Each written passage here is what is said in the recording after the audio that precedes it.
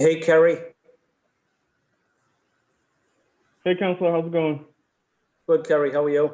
Good, thank you. So I'm going to probably start right at 11 o'clock. If I sent out a text to my colleagues. Sounds good. I'm just waiting for confirmation from Do It that we're live on the site, but we should get that any moment now, so we'll be good to go.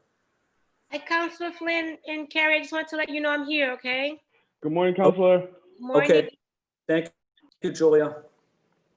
But I can't see anything. I just see screen sharing.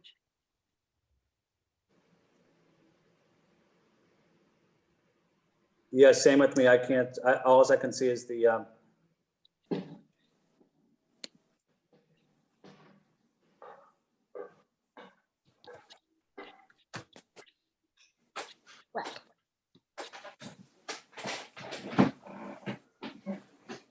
Flynn, I can't see you, Flynn, just so you know. yeah, okay. You gotta clean your clean your lens too. It looks dirty. Okay. Okay, no, thanks for telling me that. Hey, Kerry, can you see if you could change my screen so I can see everybody? There you go. Whoa, hello everybody. Flynn, but your screen is still dirty. I lost everybody, so I'm going to try and come in again, I guess. When you're in, that's fine. Okay. Yep. And Councilor Flynn, I think what Councilor Mayor is saying, you may have a piece of paper or something covering the camera lens on your laptop or something. There you go. Yep, whatever. I think it might be Maybe just actually not want to tilted be on camera today, perhaps. Maybe you're not camera ready, Flynn. Is that what it is? Okay. I'm going to let you councilors discuss this one, and I'll just step aside.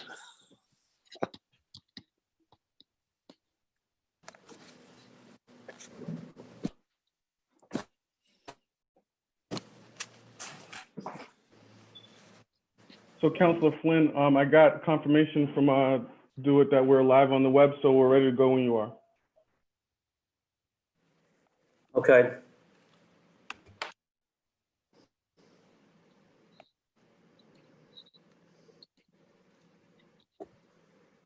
Councilor Flynn, I'm logged in. I just have to step away for 5 minutes, but I'll be back shortly. And we still can't see you. Okay, I'm having problems with my screen, so I'll try to get back to it. Good morning, everybody. This is Boston City Councilor Ed Flynn, Chair of the City and Neighborhood Services Committee. Today, we are having a hearing on docket 0890, order for a hearing to discuss digital equity and internet access. The hearing was sponsored by myself, Councilor Mejia, and Councilor Flaherty. I am joined by several of my colleagues today, including City Councilor Liz Breadon, City Councilor Mejia, City Councilor Anissa Asabi George, City Councilor Kenzie Bach,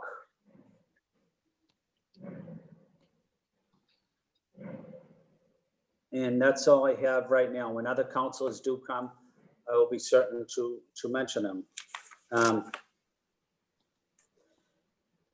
This hearing is being recorded and live streamed at boston.gov/citycouncil/TV. It will be rebroadcast on Comcast Channel 8, RCN Channel 82, Verizon Channel 1964.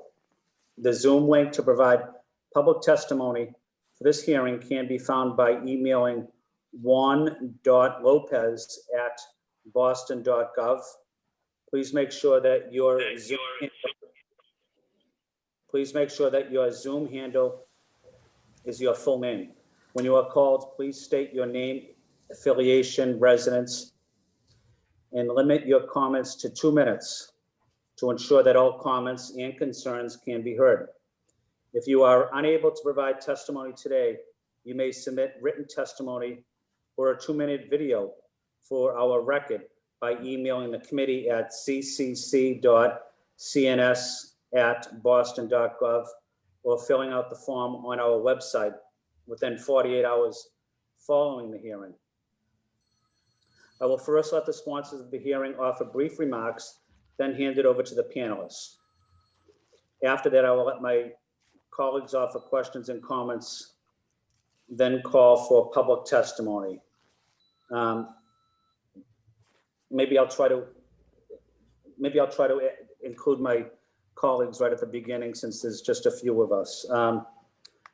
Councilor Mejia, would you like to provide opening statements?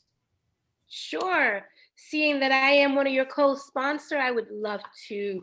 Councilor Flynn, thank you so much for bringing us together and for leading this initiative in regards to internet access. And I'm proud to join you and Councilor Flaherty on this hearing order.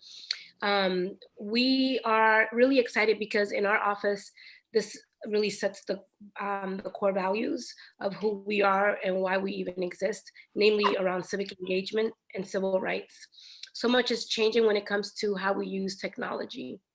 With education and socialization being pushed online because of COVID-19, the inequity of our digital divide, especially as it relates to Black and Brown communities, has been getting worse. While BPS reported that only 5% lacked access to the internet, let's be clear that 5% is still over 2,700 young people who are sitting at home right now with no access to the internet. And one is too many. And this is the issue for me, isn't just personal or professional. We've had to completely restart our council meetings because my bootleg internet kicks me out and won't let me rejoin. We have an opportunity to reimagine how we engage communities. It's perhaps one of the only highlights of the COVID pandemic, but we need to do so in ways that undo the barriers set in place for decades of systemic inequities. And I look forward to hearing this and to the action items that will come from it. We've heard from so many parents across the city of Boston are now working from home while their children are also learning from home. And this is creating additional barriers in terms of access. There are some people who have no internet whatsoever, and I'm looking forward to really diving into this issue. Thank you so much, Councilor Flynn, and now I can see you. So.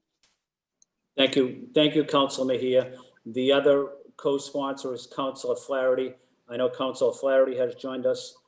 Councilor Flaherty, would you like to give opening statement? Yes, thank you, Chairman, and co-sponsor Councilor Flynn for hosting this hearing, as well as to my colleague Councilor Mejia as well for co-sponsoring this hearing with me. And as you and Councilor Mejia have just mentioned, access to quality internet service and to technology is critically important during this time, not only to our schools that are online at the moment, but to many opportunities that exist for employment, higher education, and civic engagement are all online as well. So I'm interested in hearing more about the work of the Digital Equity Fund and what our city partners are working on as well. We also want to hear from other panelists about what they've learned from their work and other best practices in other cities and towns. And hopefully we can bring it to Boston if it doesn't already exist. So we got obviously an esteemed list of panelists, and they know this stuff better than anybody. So I'm looking forward to listening to what they have to say and have questions at the end of their presentation. So thank you, Chairman Flynn. Thank you, Councilor Flaherty. Next up is Councilor Breadon. Thank you, Councillor Flynn. I really welcome this hearing because internet access is the equivalent of access to electricity 100 years ago.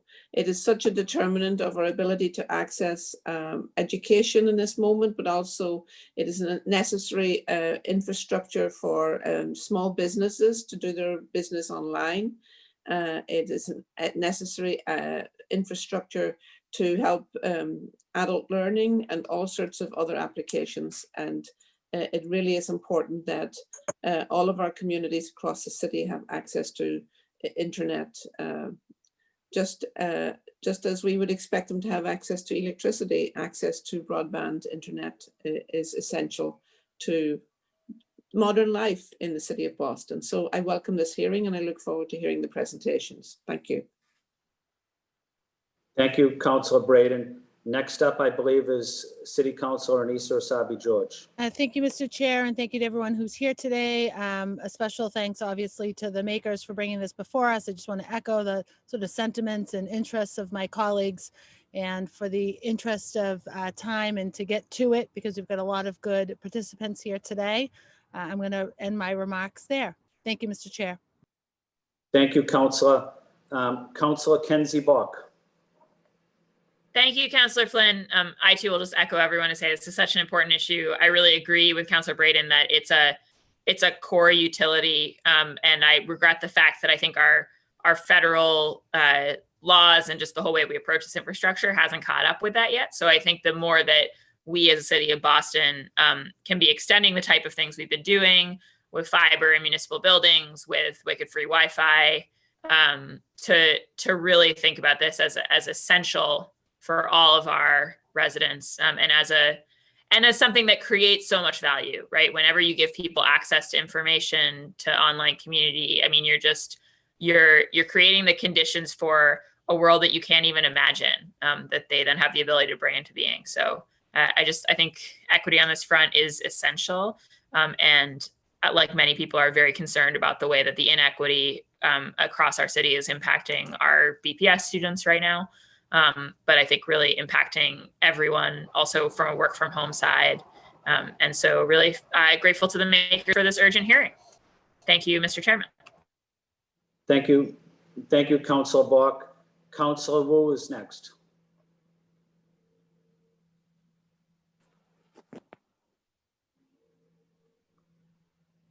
Councilor Wu?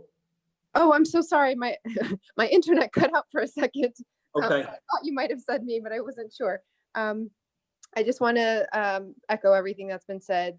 Our digital infrastructure is just as important an investment right now as any other bit of infrastructure to be plugged in for economic and educational and civic and social purposes, as said before. So we're living this daily. I'm really grateful to the sponsors for making sure this is a priority in the council's conversation. Thank you. Thank you, Councilor Wu.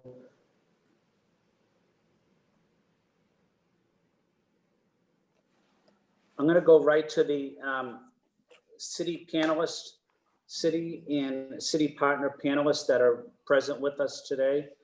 The updated panel list I have on the administration side will be David Elge, Chief Information Officer, DeWitt; Alex Lawrence, Chief of Staff, DeWitt; Mike Lynch, Broadband and Cable Director at DeWitt; Glenn Williams, who's the General Manager of Boston Neighborhood Network Media; and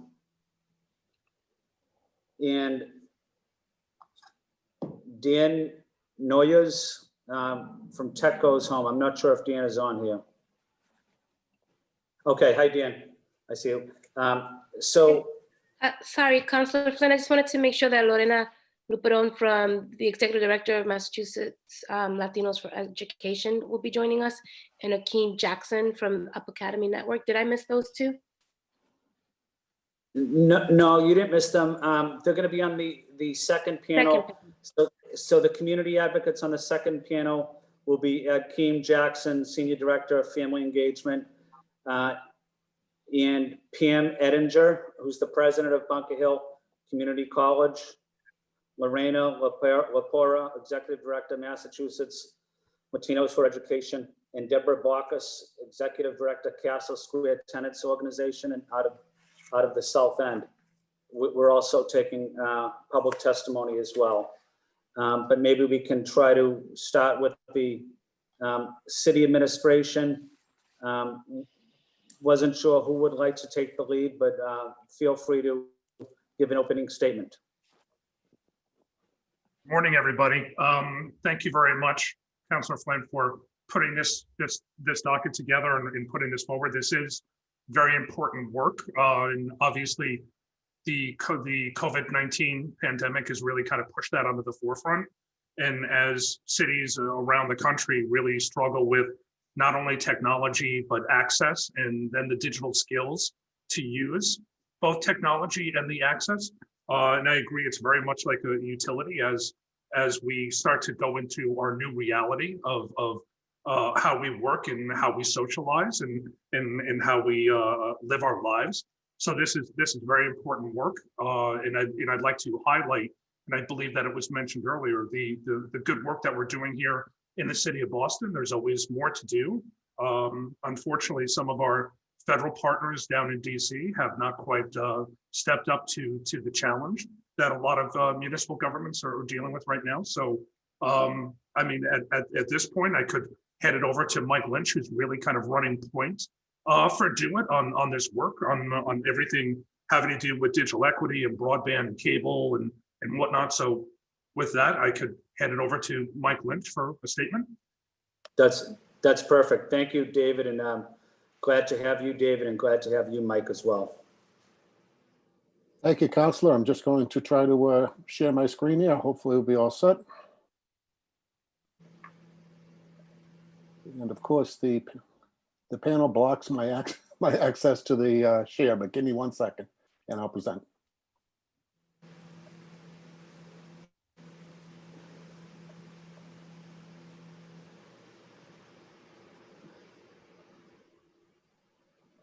All right, I'm having a little trouble getting the share on because I'm blocked, but at a brief thank you.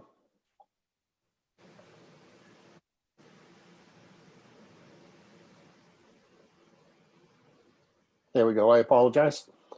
This is just really a highlight. I think it didn't escape our notice and DoIT that virtually every city councilor has signed on to this order. So we are preaching a little bit to the converted. And I heard one of the councilors mention how the internet is really something that we all must have. And it reminded me of the last slide of my deck here, where the former federal communications chair, Tom Wheeler, noted just recently that the internet is no longer nice to have. It is critical. What Chairman Wheeler did not say is that as a former head of the Wireless Association and the Telecom Association and the FCC, he had many opportunities to make this sort of a utility or something that everybody had a right to. Unfortunately, that federal partnership, that support from the FCC has never come forward, and it's left to cities and towns like Boston to solve these problems now. I think everyone on the council is very familiar with what has happened to date in the work that we have done with your support. We have many things now that we're in the middle of. I mentioned just a few of them here as highlights. I won't really go through them. A little bit on the workers, however. A lot of skills training was required on the front end here to make sure that everybody was able to do their job remotely and effectively during COVID. It was very challenging. Everyone jumped in with both feet. It was really impressive to see. I've heard the councilors already note this, and I don't want to have to reiterate it if we can save some time, but there has been a tremendous investment in the city targeting people who are not served and who lack connectivity. These are just some of the highlights here. I think everyone remembers what our goal is during the pandemic, and we tried to adopt that when it came to digital equity. I noticed in the order there was some discussion of our providers. I've shared this slide with some other people, and it's true. I kind of hate to say it publicly, but Comcast, RCN, and Verizon have been doing a great job. We don't like to advertise that fact. We always like to tell them they can do more. But we in Boston are very fortunate to have 3 cable-based broadband providers and an additional 3 major wireless providers who can provide connectivity to pretty much every street in the city. That doesn't mean that every home is connected.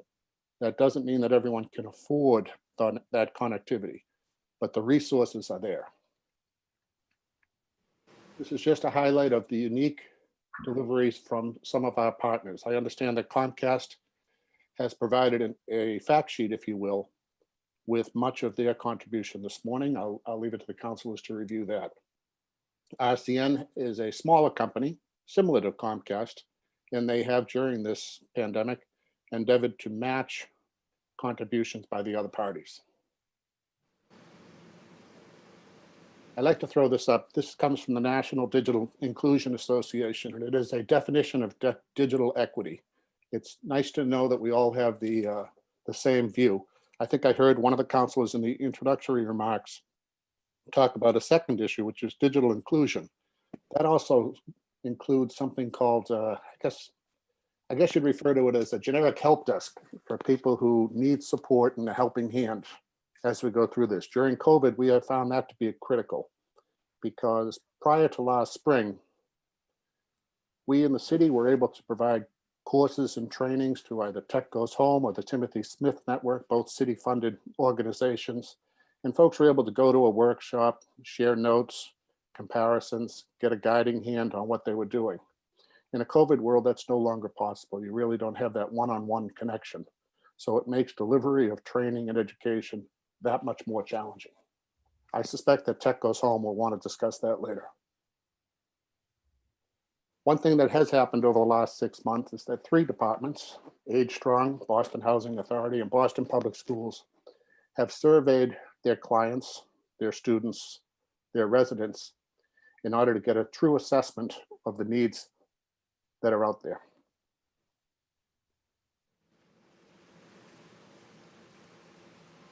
I particularly like Age Strong because they tried to sort of go beyond what is your immediate challenge and identify what other challenges. I think most of the councilors know, as you talk to your constituents, the lack of connectivity that people have, they actually have a hard time identifying what the problem is because it's a complicated world and it's our job to make it easier for them. The same is true of the schools. We spent quite a bit of time in August surveying their student families. And the Housing Authority has done the same with its residents.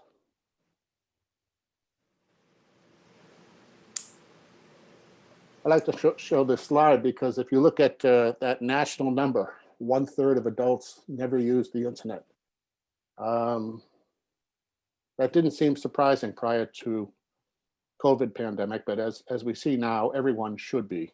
And if they aren't, they're missing the one avenue of social sort of interaction that they desperately need. So it's the isolated seniors are certainly a big target for Age Strong and for the Boston Housing Authority.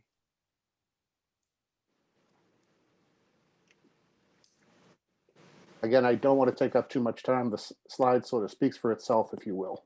But this is the beginning of kind of a new concept. Prior to this spring,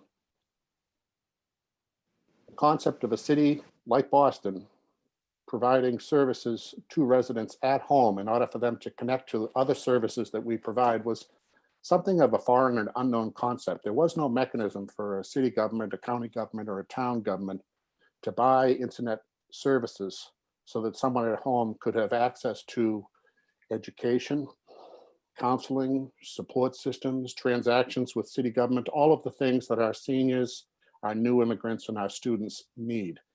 That changed completely about 6 months ago when Comcast introduced a program called Internet Essentials and others followed. This program allows for local government to purchase for approximately $10 a month, $120 a year, service in people's home for the benefit of keeping them engaged civically and through their schools. Recently, timing Councilor Flynn on this hearing is absolutely perfect, I have to say, because just last week, 2 things happened that were something of milestones for us. One was the state opened up a state blanket contract, that is a procurement tool, in order to allow cities and towns like Boston to purchase these services from Comcast in bulk in order to serve our city school children who are in need. In addition to that, our funding through Tech Goes Home, which the council supported last spring, has been finalized in order to deliver those services along with training, support, and a device to as many as 1,500 school families, elderly who are in isolation, new immigrants who need to access training for ESOL and other programs, and Boston housing residents. Finally, there was a state, I think I have a slide up here, but there was a state contract as well, State Department of Education contract, which the school department won just recently. And we anticipate that that contract will purchase another 2,000 subscriptions to Internet Essentials for Boston school children. We hope that combined, all of these things will be of great benefit to the citizens of Boston. I'm sure there's more to be done, but we've had a pretty good year this year, probably trebling our support from prior years. That's my brief statement. I'm happy to defer to you, Councilor. Thank you. Thank you, Michael. Let's go right to Glenn Williams, who's with us. Glenn? Yes, good morning, Councilor. Thank you very much for the invitation.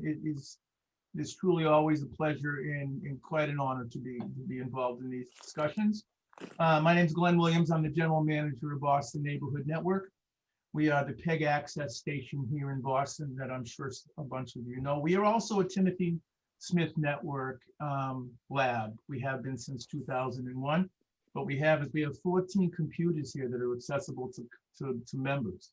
Now, we've made it so that the membership is very, very affordable for people with limited income, retirees, and whatnot. It's $42.50 a year for unlimited use to these computers. And it also gives them access to the classes and everything else that goes along with being a member here at Boston Neighborhood Network. But the Timothy Smith Network computers are some people's only line to the internet, because this is the place they have to come to kind of get online. And that's what we do.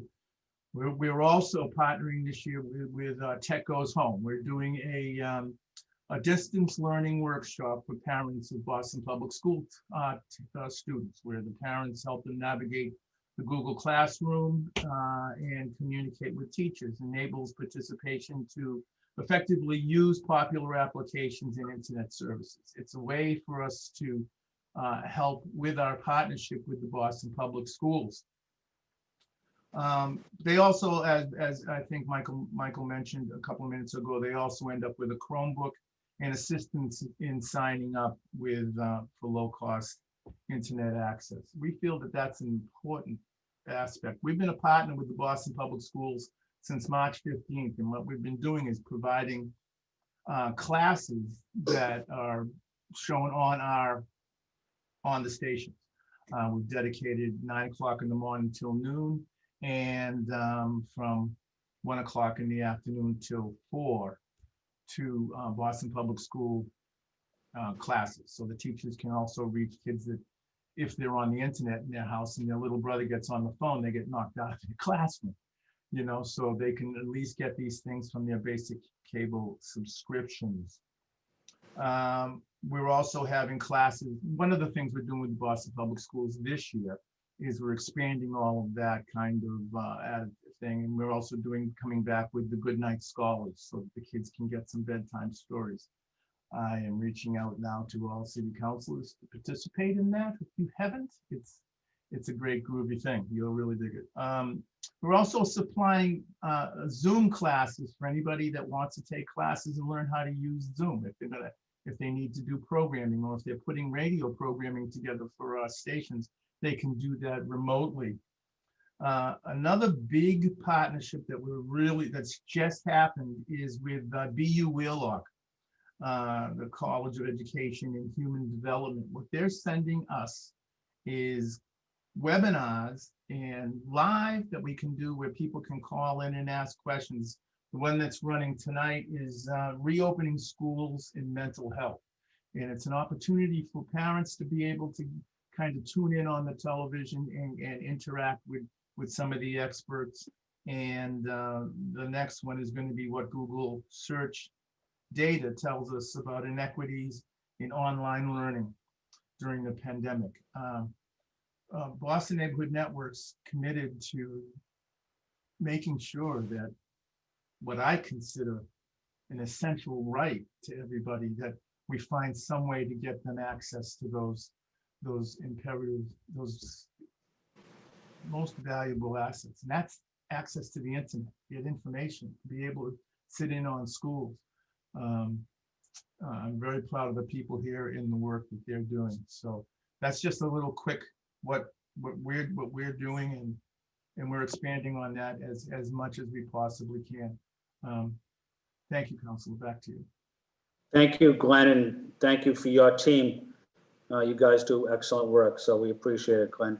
Next, could I have, well, before I introduce Dan, I wanted to recognize my colleagues that have joined us. I should have done that earlier. Councilor Edwards, Councilor Janey, and Councilor Campbell are with us.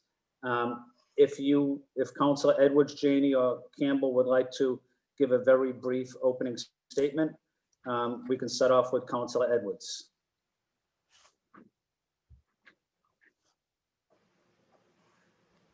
Can you hear me? Yeah, we can hear you.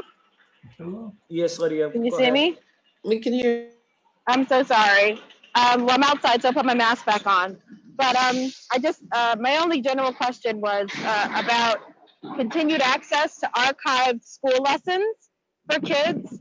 Do you have an ongoing online tutorial in more than one language for parents who are still looking for access and being able to learn how to navigate the internet?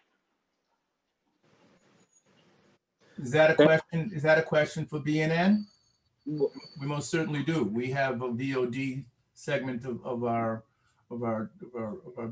business here that allows all of the kids to go back to see VOD, to watch programming over again.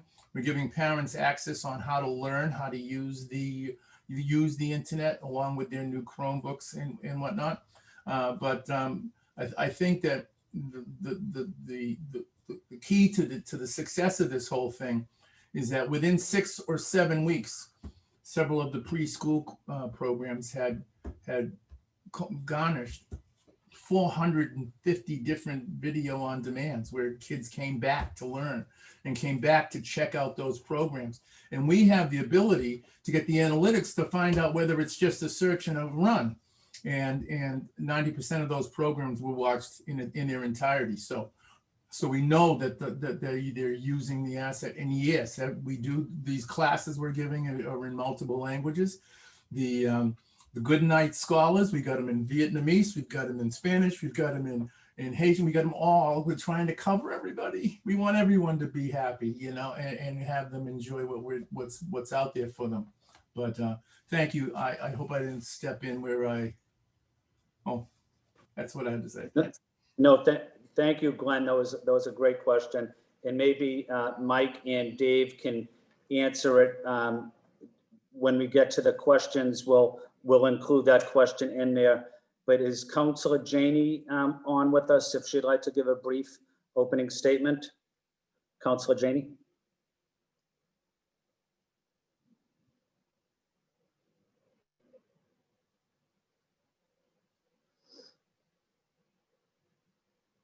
And Councilor Campbell was also here. Councilor Campbell? Good morning, Councilor Flynn, and thank you to the makers for having a hearing and continuing the conversation on this critical issue. Thank you to all of the panelists in the Do It department working really hard in the midst of a pandemic. This is all new for everyone, so I just want to say thank you. I'm looking forward to listening. Obviously, the digital divide has existed for a long time, and so we have a unique opportunity to work collaboratively to close it for so many families. So I look forward to continuing to be a part of that work, not only in the education space, but every other space, including accessing government services. So thank you again to the makers. Thank you, Councilor Flynn. I will give any time to the panelists to continue their presentations. Okay, thank you, Councilor Campbell. And when Councilor Janey is available, we'll have her for an opening statement. But at this time, Dan from Tech Goes Home. Dan, would you like to give an opening statement? Yes, good morning. I am honored to be here. My name is Dan Noyes. I'm the co-CEO of Tech Goes Home. I've been with Tech Goes Home for about 10 years. Prior to that, I was at Boston Public Schools for about 10 years. Thank you so much for this opportunity to testify at this hearing on internet access and digital equity. I am proud to represent Tech Goes Home, our instructors and our learners. For many students, workers, and families in Boston, digital exclusion was a barrier to success long before COVID. The pandemic hasn't created a new problem as much as it has exposed and exacerbated existing digital inequities. Digital exclusion does not exist in a silo. It is directly linked to racial, education, and economic injustice. Despite curricula and school systems that increasingly rely on virtual solutions for communication, direct instruction, and class assignments, thousands of students in Massachusetts and millions across the United States lack access to either internet connection or device for learning at home. Students of color, Black and Latinx students in particular, are overrepresented among those without access. Boston Schools has done a great job of getting critical resources to the vast majority of families, and they are continuing to work with schools and community organizations such as Tech Goes Home to reach those still without the resources they need. But we all know it takes more than simply getting Chromebooks and access into the hands of families. The entire family needs training and the skills and support to take advantage of that technology. Applying for, advancing in, and accessing higher paying job opportunities increasingly requires a range of digital skills, from online job forums and job applications to virtual interviews and email capabilities. And yet the data shows that workers of color are overrepresented among those with limited or no digital skills. Of all Black workers, 13% have advanced digital skills, compared to 41% of white workers. Now more than ever, access to healthcare information and telemedicine is critical to the health and safety of communities across this country. And yet 23% of households don't have access to those resources due to a lack of internet connectivity or a home computer. And with the 2020 census being conducted largely online, digital access is critical to ensuring we count every member of our community in order to secure equitable funding for schools, housing, and other community resources. Yet with only days left to fill out the census, only 58% of Boston households have done so, disproportionately impacting, quote, hard to count in historically marginalized communities, including immigrant families, residents of dense urban areas, individuals experiencing homelessness, and individuals with disabilities. Today, access to the internet, digital devices, and the training to utilize those tools, a skill set that we too often take for granted, are critical to receiving an education, pursuing economic opportunity, and accessing and engaging with essential services like healthcare, the census, and community resources. By working in collaboration with nearly 150 community-based partners throughout Boston, Tech Goes Home provides digital devices, internet access, and skills training to amplify existing work tackling these critical social justice issues. We serve students, teachers, adults, senior citizens, and families throughout Greater Boston from ages 3 to 95. 75% of our learners have household incomes of under $35,000 a year. 30% of our adult learners we work with are unemployed. 85% are people of color, and nearly 50% are immigrants. Last year, we experienced greater demand than ever for our programs and served a record-breaking 5,500 learners, representing 9 different languages. And this year, the pandemic and associated stay-at-home orders have caused demand for our services to skyrocket. COVID has forced us to think differently and challenge long-held assumptions. We moved to an entirely virtual learning environment, developed guides for critical resources such as grocery and prescription delivery and accessing unemployed benefits, and ramped up professional development opportunities for our instructors, focused on how to deliver content virtually as opposed to in person. Further, distance learning has significantly increased our costs, meaning we need to raise more money per household than ever before. Thankfully, the private sector has recently stepped up to the plate, supporting Tech Goes Home at record levels. And the city of Boston and Mayor Walsh continue to be fundamental champions of our work, building on the city's 20 years of foundational support. We commend Councilors Flynn, Mejia, and Flaherty for calling this hearing, and commend all the members of the City Council who have focused on digital equity in different areas of our city. We urge intentional consideration of how we can build a comprehensive citywide strategy that will tackle this issue with the urgency and social equity lens required to bring racial and economic justice to our communities. Thank you all, and I am more than happy to answer any questions. Thank you. Thank you, Dan. We're also joined by City Councilor Matt O'Malley. Matt, do you want to give a very quick opening statement?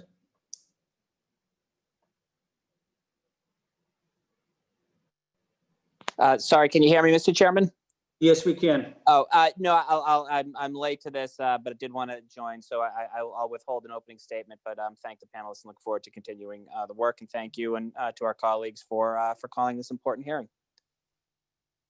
Thank you, Councilor O'Malley. I'm going to go right into questions. I'm going to start with Councilor Mejia, but I just wanted to provide my opening statements very briefly, if I may. We filed this hearing order to ensure internet access and digital equity in Boston, as the internet is becoming increasingly indispensable to everyday life, especially during this pandemic. It is critical that we discuss ways to make sure that residents have access to affordable internet services and digital resources. Education, business, work, other services are now increasingly reliant on the internet. And with COVID-19 pandemic, having internet access and knowing how to use digital resources is now a necessity. However, some areas of the city are still currently underserved in terms of internet access and still have a lack of choices in choosing an affordable and reliable internet service provider.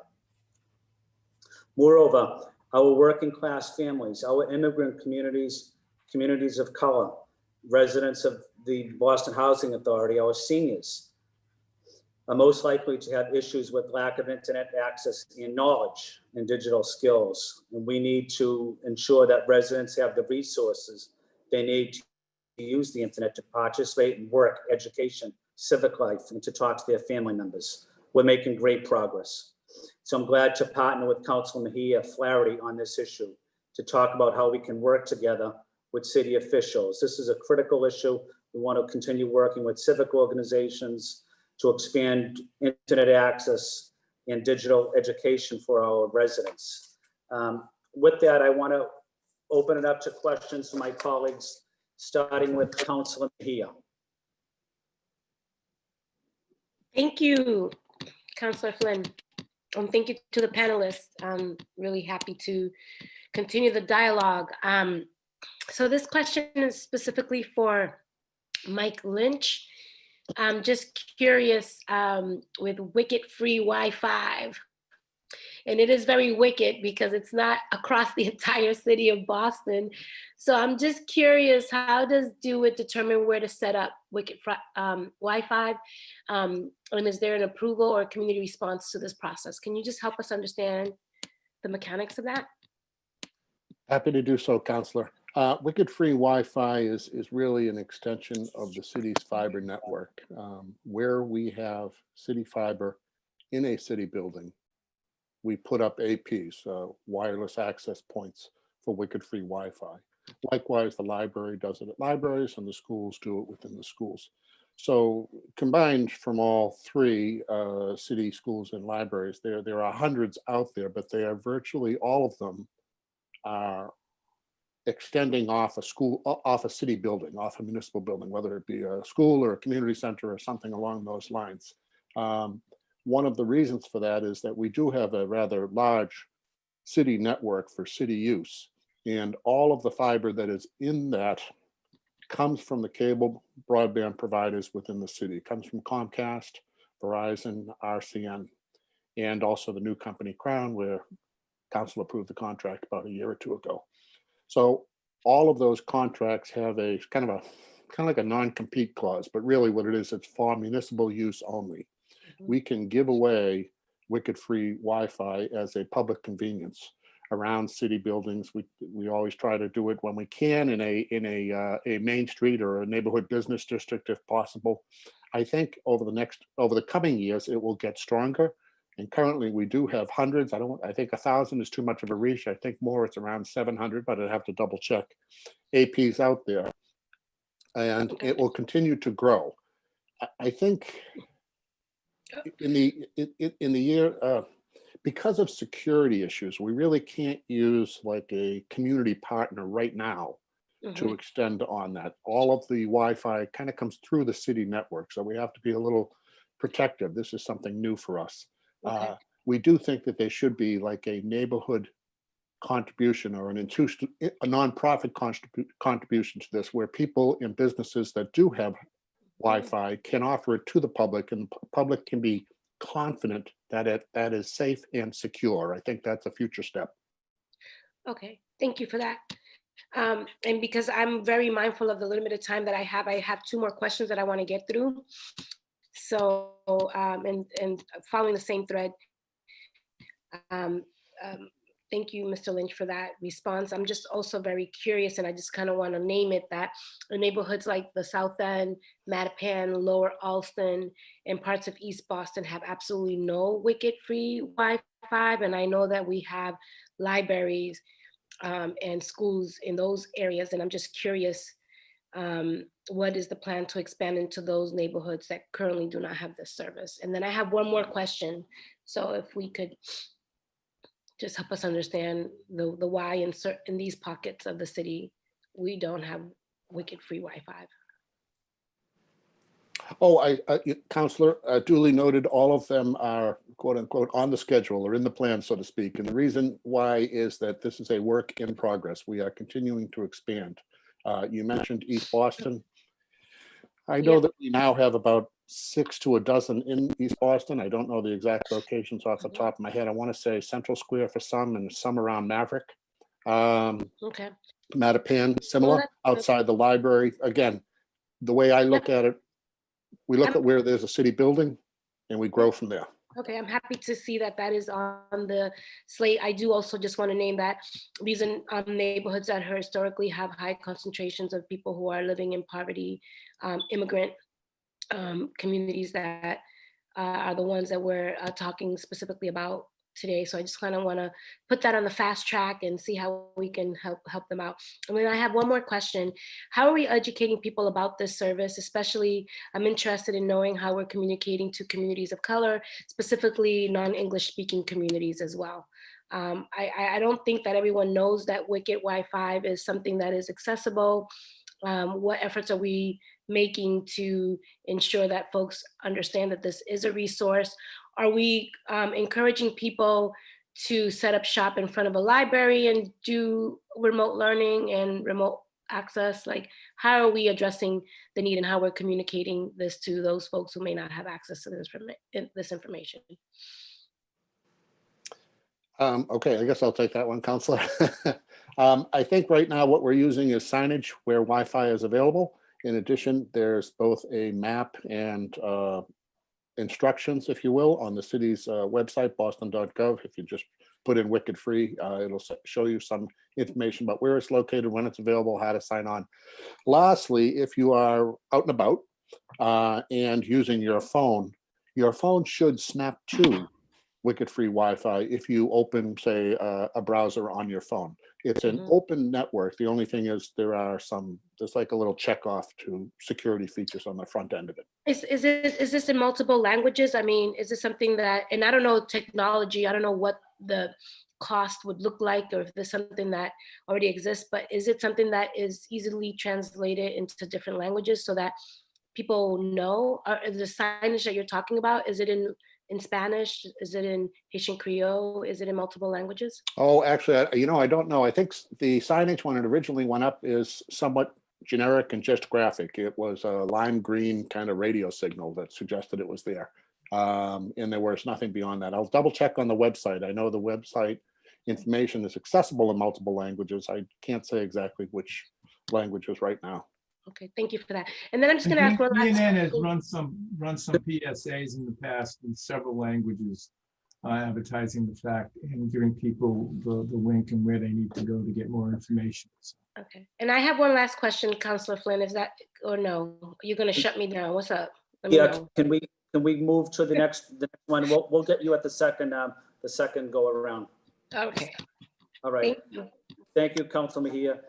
Councilor Flaherty was also an original co-sponsor. Councilor Flaherty? Thank you, Mr. Chairman. Obviously, thanks to the city and to the city partners panel. We appreciate the work that do it, and Boston Neighborhood Network Media, as well as Tech Goes Home does. So for the gentlemen that are on this panel, I appreciate the work that you guys and your staffs do to make things work for our city and to keep our city moving forward. A question for Dan Noyes. And again, thanks for the work that Tech Goes Home does. It's so important that we make sure that our community organizations and small businesses that serve so many people in our communities have access to technology. So can you just speak briefly about your experience during COVID-19 and where are there still ongoing gaps in access to tech and the internet? It's a great question. This is going to be the sad answer, Councilor, is everywhere. That this is a huge problem that we are fighting against. I can tell you just in terms of what we're seeing so we work currently with about 150 community partners to offer our courses. So we're in 45 Boston schools and community centers and homeless shelters and everywhere. We currently have a wait list of 65 organizations across the city that want to work with us that we can't work with solely because of funding. We just don't have the funding for. And those organizations represent nearly every neighborhood, every community in the city. I mean, as you might imagine, the vast majority of our learners come from Dorchester, Roxbury, Mattapan, and East Boston. But we Back Bay, we run with Women's Lunch Place, which is a day shelter for women that's right down near Copley. And so it's not obviously just those communities. I think what Councilor Mejia said earlier specifically was if the estimate that 5% of Boston families don't have internet, I mean, that represents nearly 3,000 people. And if you also think that you've got 4,500 homeless families in Boston public schools, homeless students, I should say, in Boston public schools, how are they getting internet? I wish I could say that we've had massive success in this neighborhood. I just think the problem is very large. I will say that Boston as a city is doing a lot more than a lot of other places, but we still have a lot of work to do. I hope that answers your question. It does, and I agree, and I appreciate the work that you're doing there, Dan. Obviously, like everything else, we wish there were more of you and more capacity for Tech Goes Home. So I know that that's 150. That's a big number, 150 organizations. I was sort of thinking more in the sort of 75 to 100 range. So that's excellent that you've got that reach, particularly during COVID. Your days must have been going by so fast, just dealing with everything coming your way. Quick question. We had, if I could just say, like on March 1st, before COVID hit, we had over 1,000 people in various Tech Goes Home courses that we had to shut down.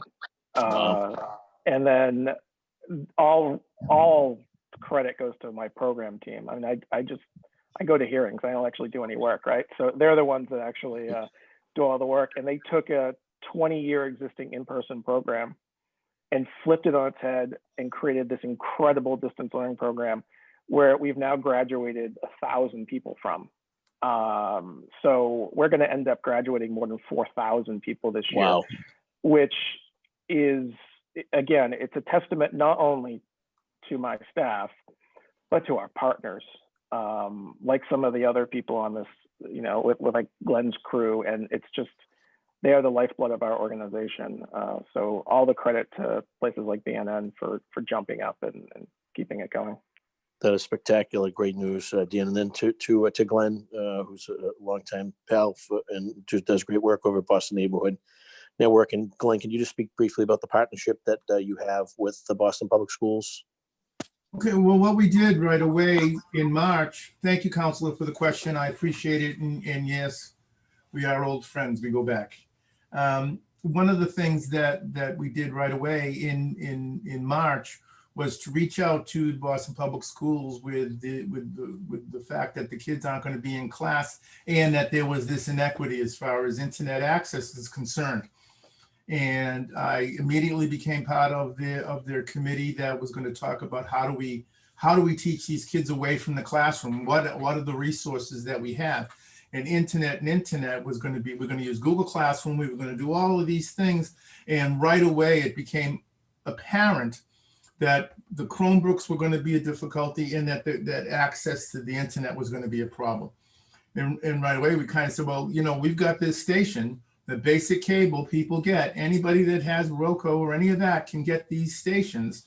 Why don't we develop an opportunity to get some programming? So we've been doing preschool programming twice a week. We've been doing live call-in math programs where kids in elementary school, kids in middle school, kids in high school can can tune into these television programs and say, hey, wait a minute, back up a bit. Can you explain that to me again?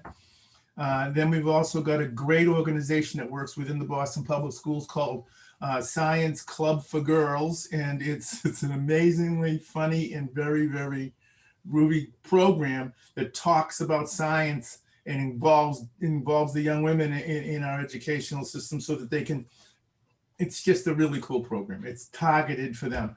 And then we also have STEM Goes Home. We have the workout groups. They're all doing it. And the arts too, of course, the arts. And we get them involved in all of the programming. They send us the programs. We play them on the air.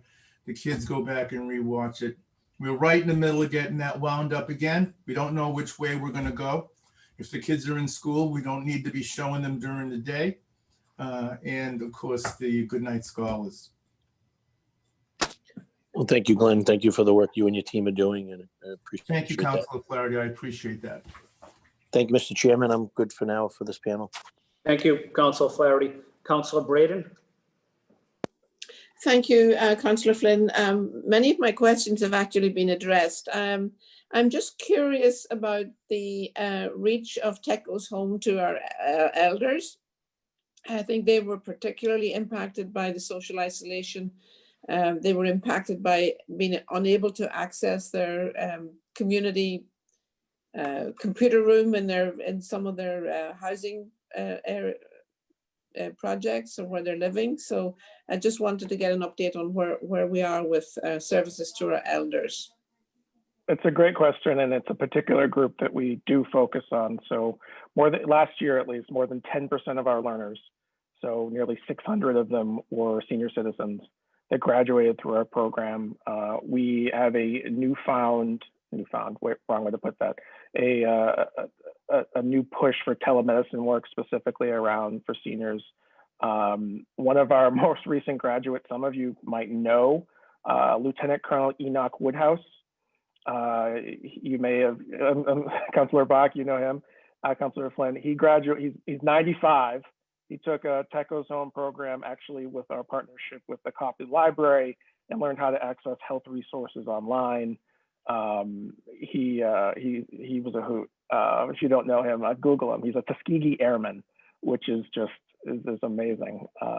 But yeah, so for seniors in particular, and working very closely with Emily Shea at Age Strong, we've had a relationship with them for over 10 years. But yeah, it's definitely a good focus of ours is for seniors because of the social isolation issues. And is there a particular way, how do elders who would like to get up to speed on the internet, is there a way for them to get a referral, or how does that work? How does that work? Nearly all of our learners come to us via our partner organizations.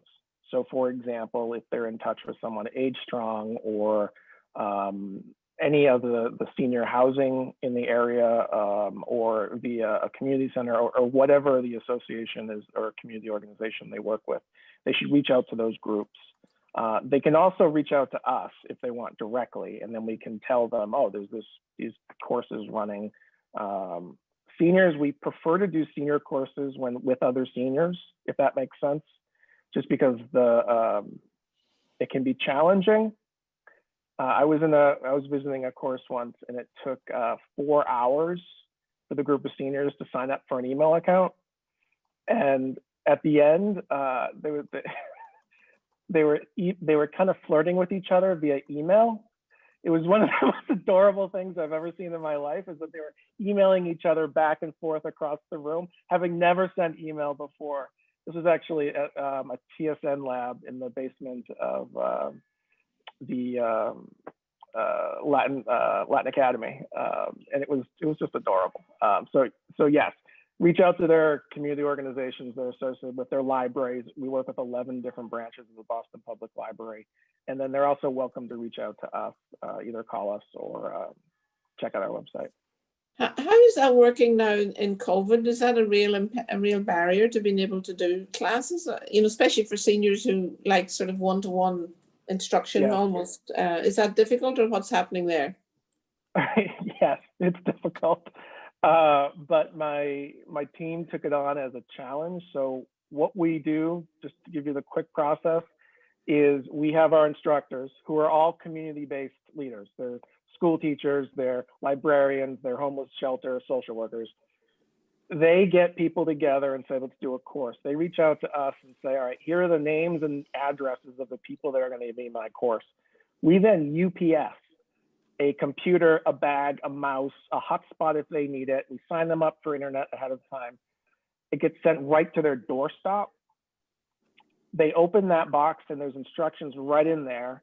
All of our instructors then call each of the people to make sure they can get online, make sure they can click on the Zoom button so they can start their class. And then they go through the process of running a TGH course, which involves a lot of one-on-one time. I mean, our instructors, again, this goes back to what I was saying about, the people working at BNN or any of our partner sites. They've just been incredible on this, doing a lot of that one-on-one work.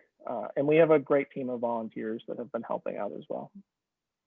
I have to thank you so much for all this work. It is a lifeline for so many of our elders, and especially the other work with the young people, students and families, etc. But for our elders, it's particularly important. So thank you so much.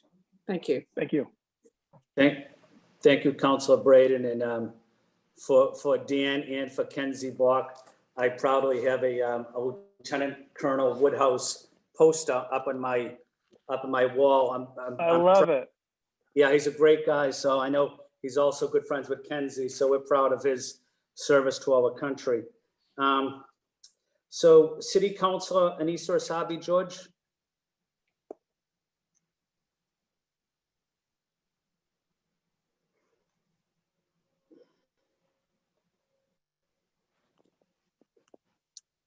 Councilor Block. Thank you, Chairman Flynn. And yes, Woody is both a constituent and a member of my church congregation, and was in for my maiden speech. I've got one of those posters too, so we're all big fans of his. Oh, I thought it was a special one he just gave to me. Yeah, no, sorry. Yeah, I thought the same. No, thank you all so much, and I just want to stress, I think the programs that we're doing that you all have talked about today, everything from BNN to the Tech Goes Home and Wicked Free Wi-Fi and the fiber optic cable in a lot of our municipal buildings. I mean, I do agree. I think it was Mike who said we are doing a lot more than a lot of cities. And I think, it's important to recognize that.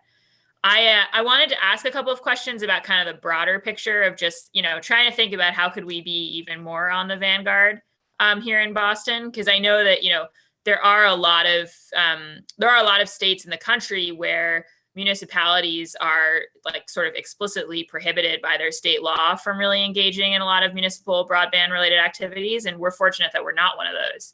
And so I'm kind of interested in how, as Boston, we can be a real leader. So I guess one question is just like, municipal broadband. Have we thought about it? Have we run that up the flagpole? I represent a bunch of very heavily networked parts of the city, and still there are many of my neighborhoods where all people can get is a Xfinity service that they are unhappy with from Comcast, both from a price and a performance perspective. And I mean, to the point that I made at the beginning of this hearing about the internet really being a utility, if I could make magic wand and start over here, like this would be something like water that we provided across the city. And we wouldn't be in this kind of dance with our providers that we're in. So I just wonder, you mentioned the non-compete clause for wicked free Wi-Fi, and that's the kind of thing that I wish we were not constrained to. So I would love to hear from David or from Mike just about kind of what the possibilities are for a more forceful push into municipal broadband.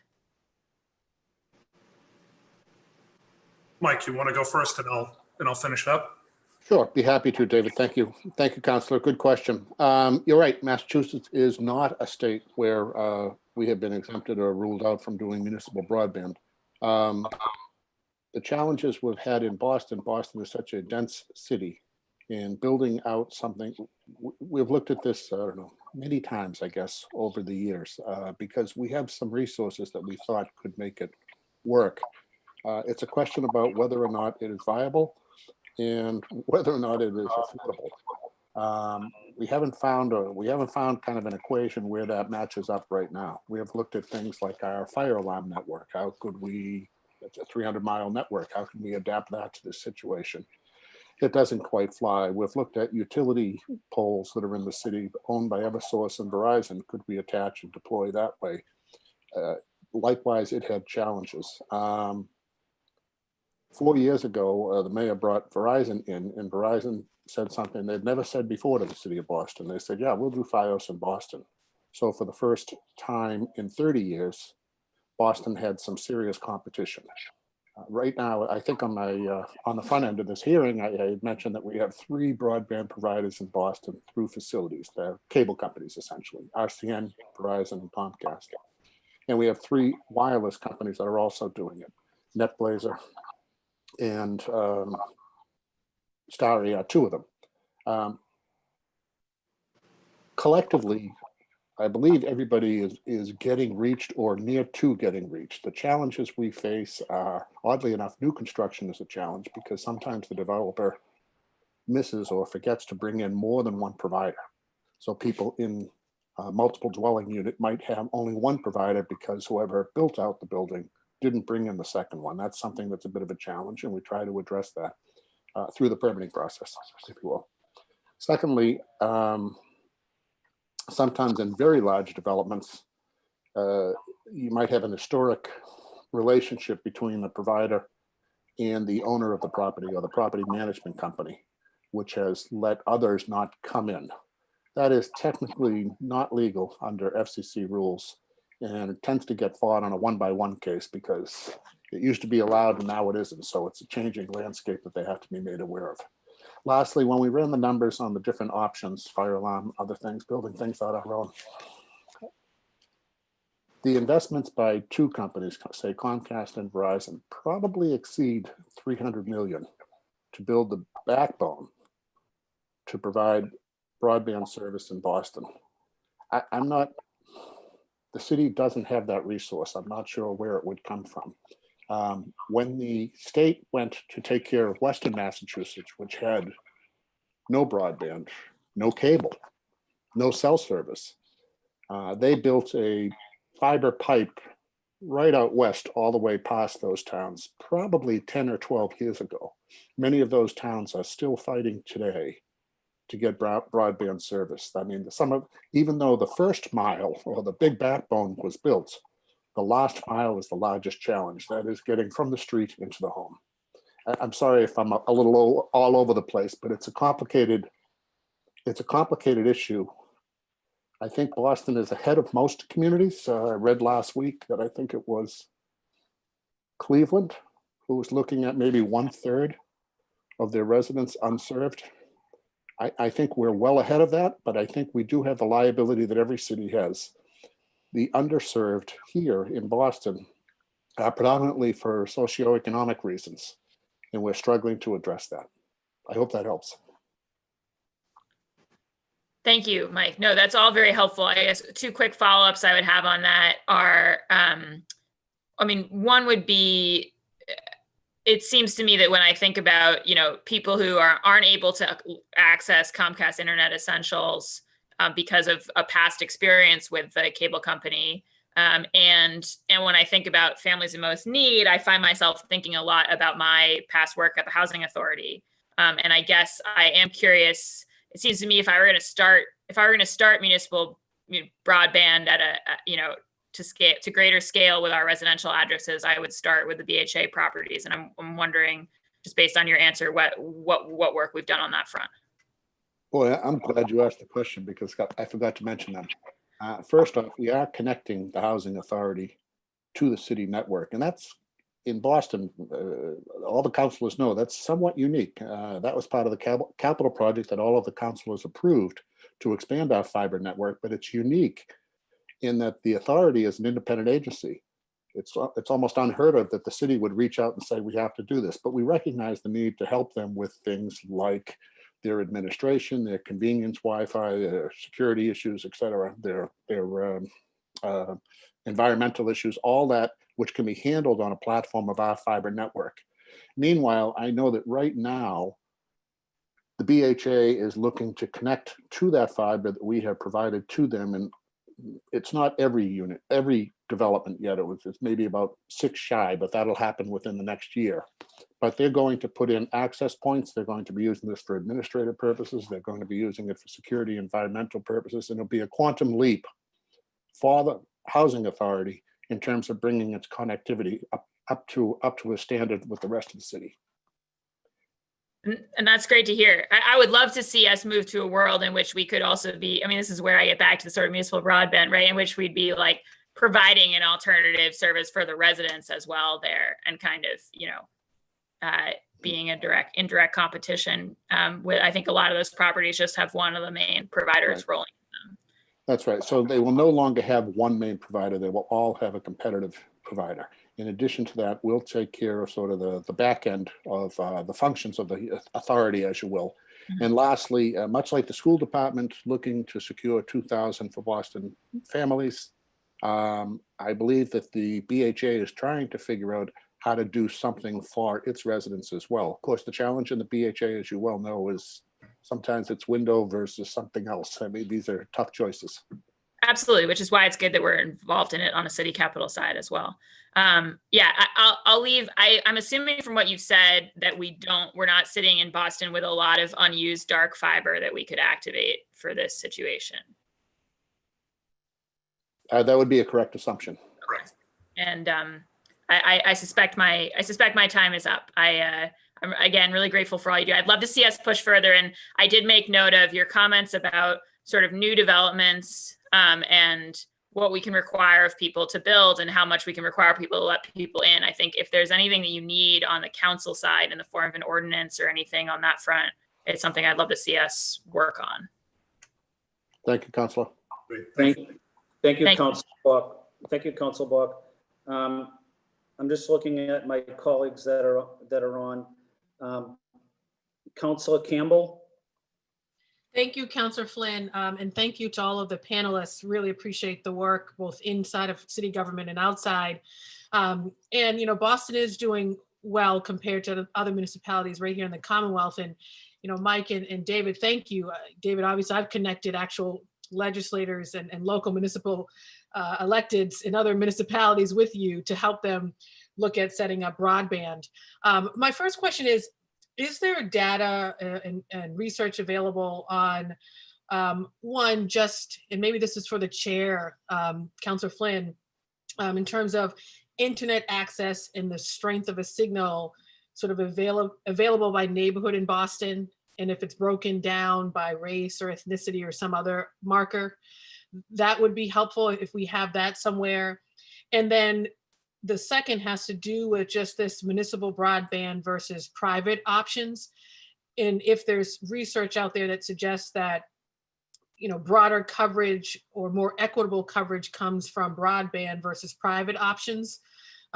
You often hear different sort of anecdotal stories, but I don't know that I've really seen in-depth research with respect to the difference in terms of access and the sort of the cost. So if there's any information available to that would be helpful. And then, many of my questions were asked in terms of how do we expand access to broadband to certain neighborhoods. Right now, my district, obviously the biggest neighborhoods are Dorchester and Mattapan. How do we expand it to senior buildings or housing authorities? I've seen some progress in that regard. I remember I think it was my first week on the council, was looking at a senior building right in Dorchester and seeing how we could get those seniors access to internet. And there were some private options available. Actually, I think only one at that time, but it wasn't free. And the seniors really needed it to be free. So we've seen some progress, but I think my biggest question is, we know many of the gaps. And I think, Dan, you talked about this too, just in terms of the resources, the lack of resources. And I just, we're in Boston, in greater Boston, with billions of dollars flowing through this economy. Even in the midst of COVID-19, we know there are companies that are doing really well. And so I just refuse to accept the resource gap for an issue that is so critical. And, it's not just about, like you guys have all said, Glenn, all of you, it's not just about hardware, software, it's also about the training, the services. We have all these higher ed institutions, we have MIT, Harvard, you name it. We're so resource heavy, not just financially, but also when it comes to institutional resources. I'd be curious to hear from folks, why does this, how do we get over the gap? Is it we're not prioritizing this? Is it we're not working in collectively? Are we working in silos? I just refuse to say the gap is the problem when we have such great leadership and all of you who are doing this work every day. And so how do we as counselors and where we sit really push for that gap to close in terms of whether it's resources, monetary or human capital or expertise? If I could jump in, you're preaching to the choir here. That's right, to all of you, I know. If I had all the money in my pocket, I'd give it to you yesterday. I can tell you, if I might, Councilor Flynn, can I jump in? That our cost it's about $700 for a family. That includes a new computer, a year of internet, which we give them, and then the basic skills that we're talking about. So when you think of it, it's a pretty simple number to work with. If you multiply whatever number you have and multiply it by $700, and it gets you to about what you're talking about. I will say that the COVID has really, I mentioned this in my testimony, that we've seen a huge increase in private sector funding. The city has been incredibly supportive of us over the last 20 years and continues to be now. So we've been able to remain level funded, and yet our private sector funding is on pace now to be about twice what our city funding was, while 2 years ago it was even. So we're seeing a lot of interest. Our fear, though, and we're having conversations internally about this right now, is that right now there is a spotlight on digital equity. We know how quick things change. So we're nervous that what happens in 2021, 2022, when no one's talking about digital equity anymore, will that private sector money go away? So thank you for raising the question, is I guess my comment.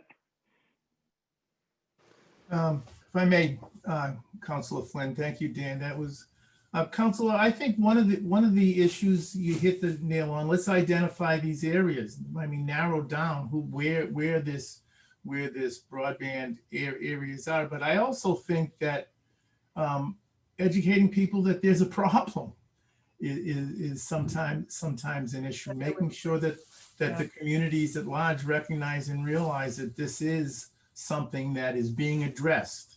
I sit on several committees on inclusion and equity, and that's one of the main things they talk about, is that sometimes people don't recognize that there is that problem. And I think more meetings like this and more meetings that all of us are putting out to the community, identifying these problems and bringing people into those issues is a step.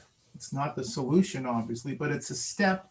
And I think that because of the areas that we're going to be identifying as areas, we've got to do it in multiple languages. We've got to do it at multiple times. And we've got to be able to get the message across that there are resources, there are ways around this issue.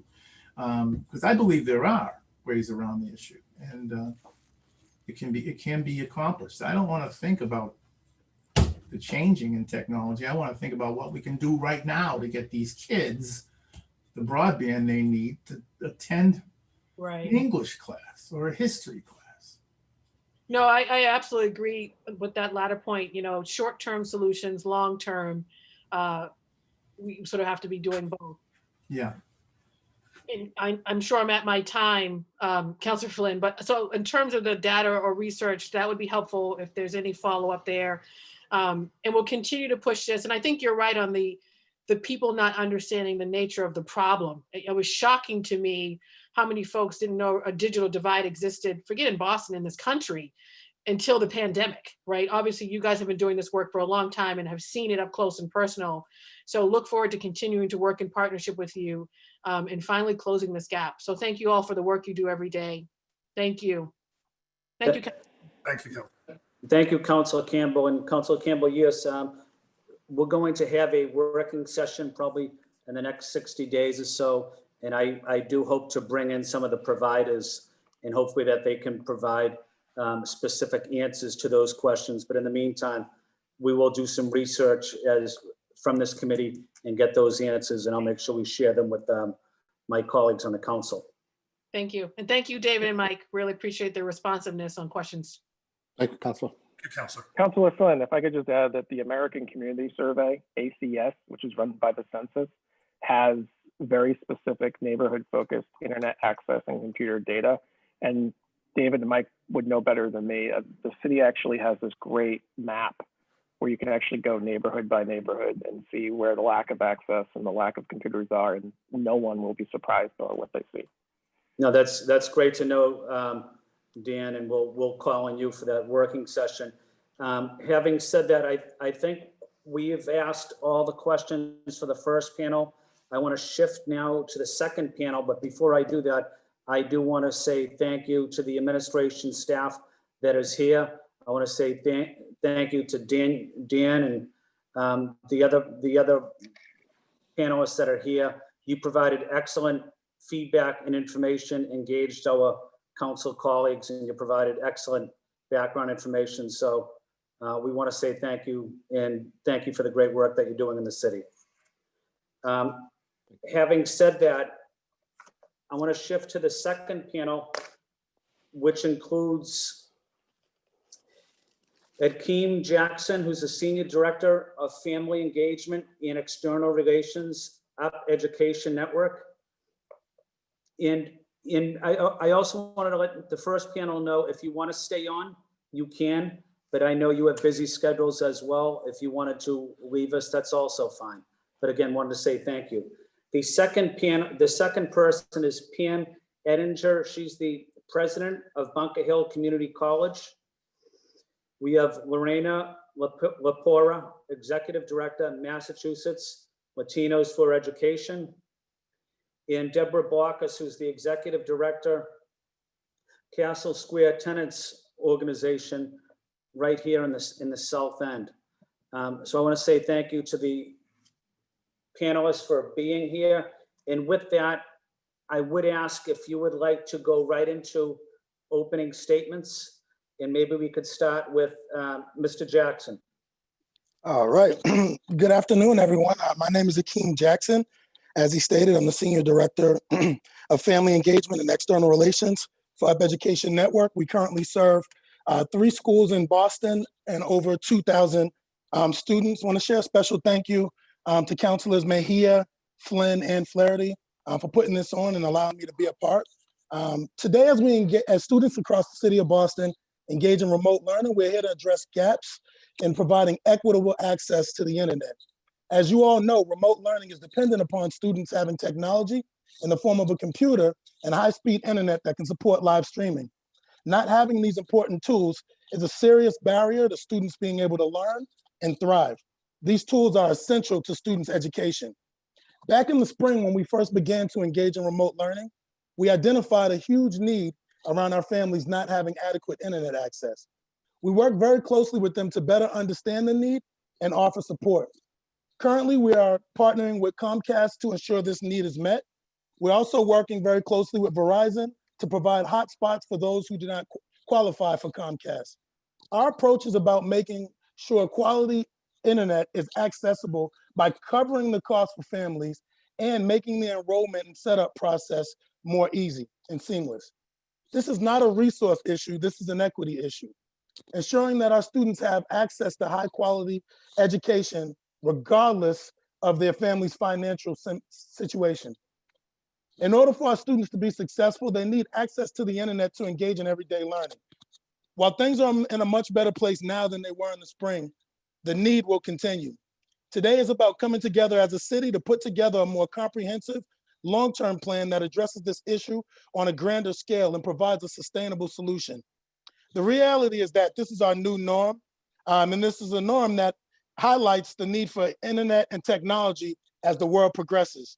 On behalf of Up Education Network and the students and families we serve, I would like to say thank you again for your time and consideration. And again, a special thank you to Councilors Flynn, Flaherty, and Mayhew.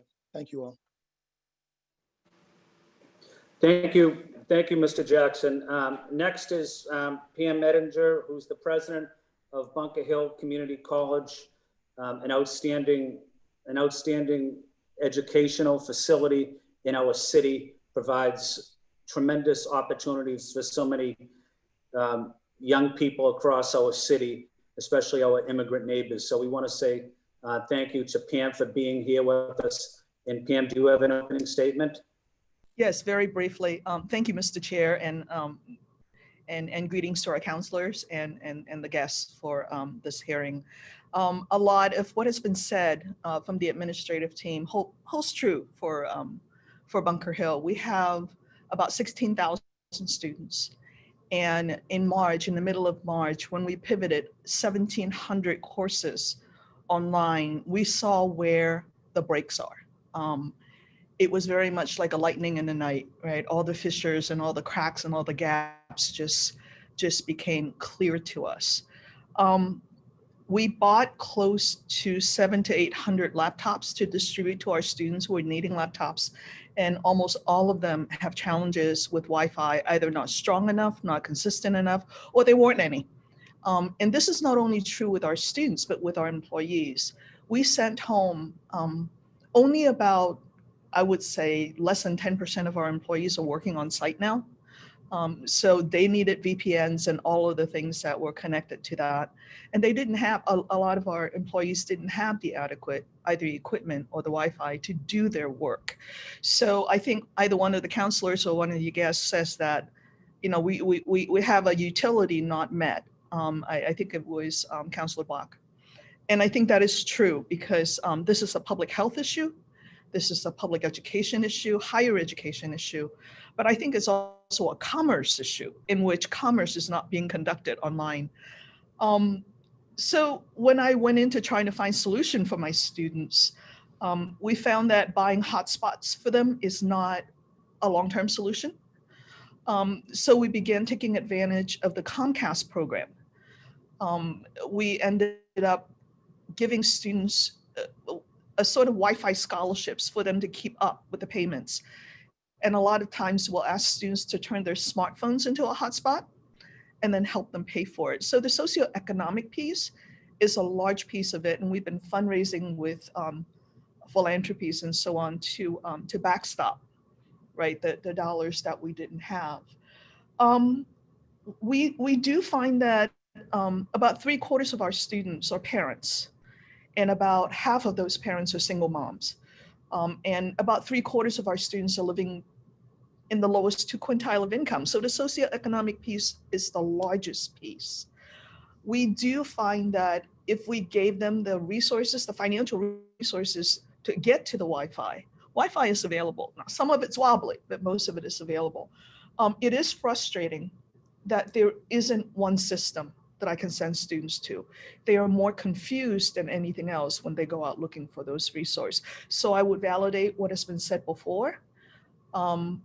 And all of our students live within 8 miles of the college. So they are the parents of the BPS students.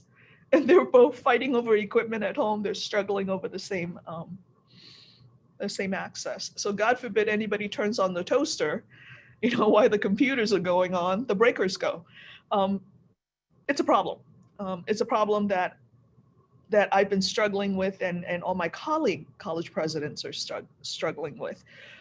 A lot of what has been built is built on campus, and when the campus closes down, all the access is gone. So there you are. Well, thank you, Pam, and thank you for the work Bunker Hill Community College and Roxbury Community College. Yes. They played in our city and in our economy. It's because of your teachers that really helped keep Boston moving forward. So thank you to the great work of Bunker Hill, to Roxbury Community College and the Urban College as well. Could I next ask Lorena Lapora, who's the Executive Director, Mass Latinos for Education, if you'd like to give an opening statement? Yes, thank you. Buenas tardes, good afternoon, everyone. And thank you, Councilor Mejia, Flynn, and Flaherty for inviting me and for holding this important hearing to discuss internet access and digital equity in the city of Boston. My name is Lorena Lopera, and I'm the Executive Director of Latinos for Education here in Massachusetts. We're the first national Latino-led and founded organization dedicated to ensuring the needs and voice of Latino students and educators are met. I am also the mother of Joaquin, who's a 6-year-old who is currently enrolled at the Hurley School here in the Boston Public Schools. So I come to this testimony with my personal as well as my professional experience. Now, before I jump into my testimony, I want to thank Tech Goes Home for its longstanding leadership in the work of digital equity and for continuing to highlight the systemic issue that has long existed prior to the pandemic. So thank you. We know that these incredibly difficult times and resources are limited. The decisions and actions that our city and school leaders take will have long-lasting effects on the 54,000 children that are currently enrolled in Boston Public Schools. At this point, when everything from learning to accessing health and social services has gone virtual, lacking a device or connectivity is unacceptable and puts families in great danger. For students, it's almost as if they're not enrolled in school and in the shadows of our education system. That is why our organization is actively monitoring the tech gaps that exist across the Commonwealth and pushing for universal access to technological devices and internet connectivity for all students, but especially for our Latinx students. We know that not every student in Boston has access to a device or connectivity. The latest data shows that at the very least, there are approximately 2,700 students who don't have reliable internet access. And these are generous estimates. And our school district needs to do a better job at publishing data so that we have real-time snapshots of the need in our community and that we can deploy the right interventions. I say that these are generous estimates because earlier this year, we surveyed Latinx families across the state to hear about how COVID-19 pandemic has impacted their children's education. And we found that 46% of parents were concerned that their child was experiencing learning loss as a result of this pandemic. 52% of caregivers are worried about income insecurity as a result of this pandemic. 43% of caregivers shared that a decline in mental health is dramatically impacting their child. And 27% are concerned by the loss of socialization their child is experiencing. 21% of those caregivers also identified that their household needs help accessing devices and connectivity in order to support their child's education. Now, we know that all of these things are interrelated, and I consider myself privileged. I'm adequately resourced, I have a job, I speak English, and I understand the education system. But I will also say that if my son had not received a device from his school, who already had them readily available back in spring, I would have had to purchase one, and that would have stretched my family. I know many of my son's peers and neighbors who did not sign up for a Chromebook last spring, thinking that our children would be back in their classrooms in a couple of weeks. In the summer, when they realized this was essential, they signed up, and some of them are still awaiting a device. Many parents aren't in the same position that I am, and we need to recognize that. Additionally, as I'm sharing some of my personal experiences, even with access to high-speed internet, I lose my connection during important meetings. I'm surprised I haven't lost it during this one. And my son has gotten booted off of Zoom during his class. So imagine a parent who has multiple children and adults streaming classes or work and is trying to hold their household together off of a mobile hotspot or some other means. Our current approach is not sustainable. We must accept that while a tremendous effort has been deployed by the city and the district, we must continue to innovate and do more. It's still not enough. I leave you with a few of these things to consider. The first is we need to engage the business community and corporate partners. We know many of them have devices, some have resources, and many are ready to help.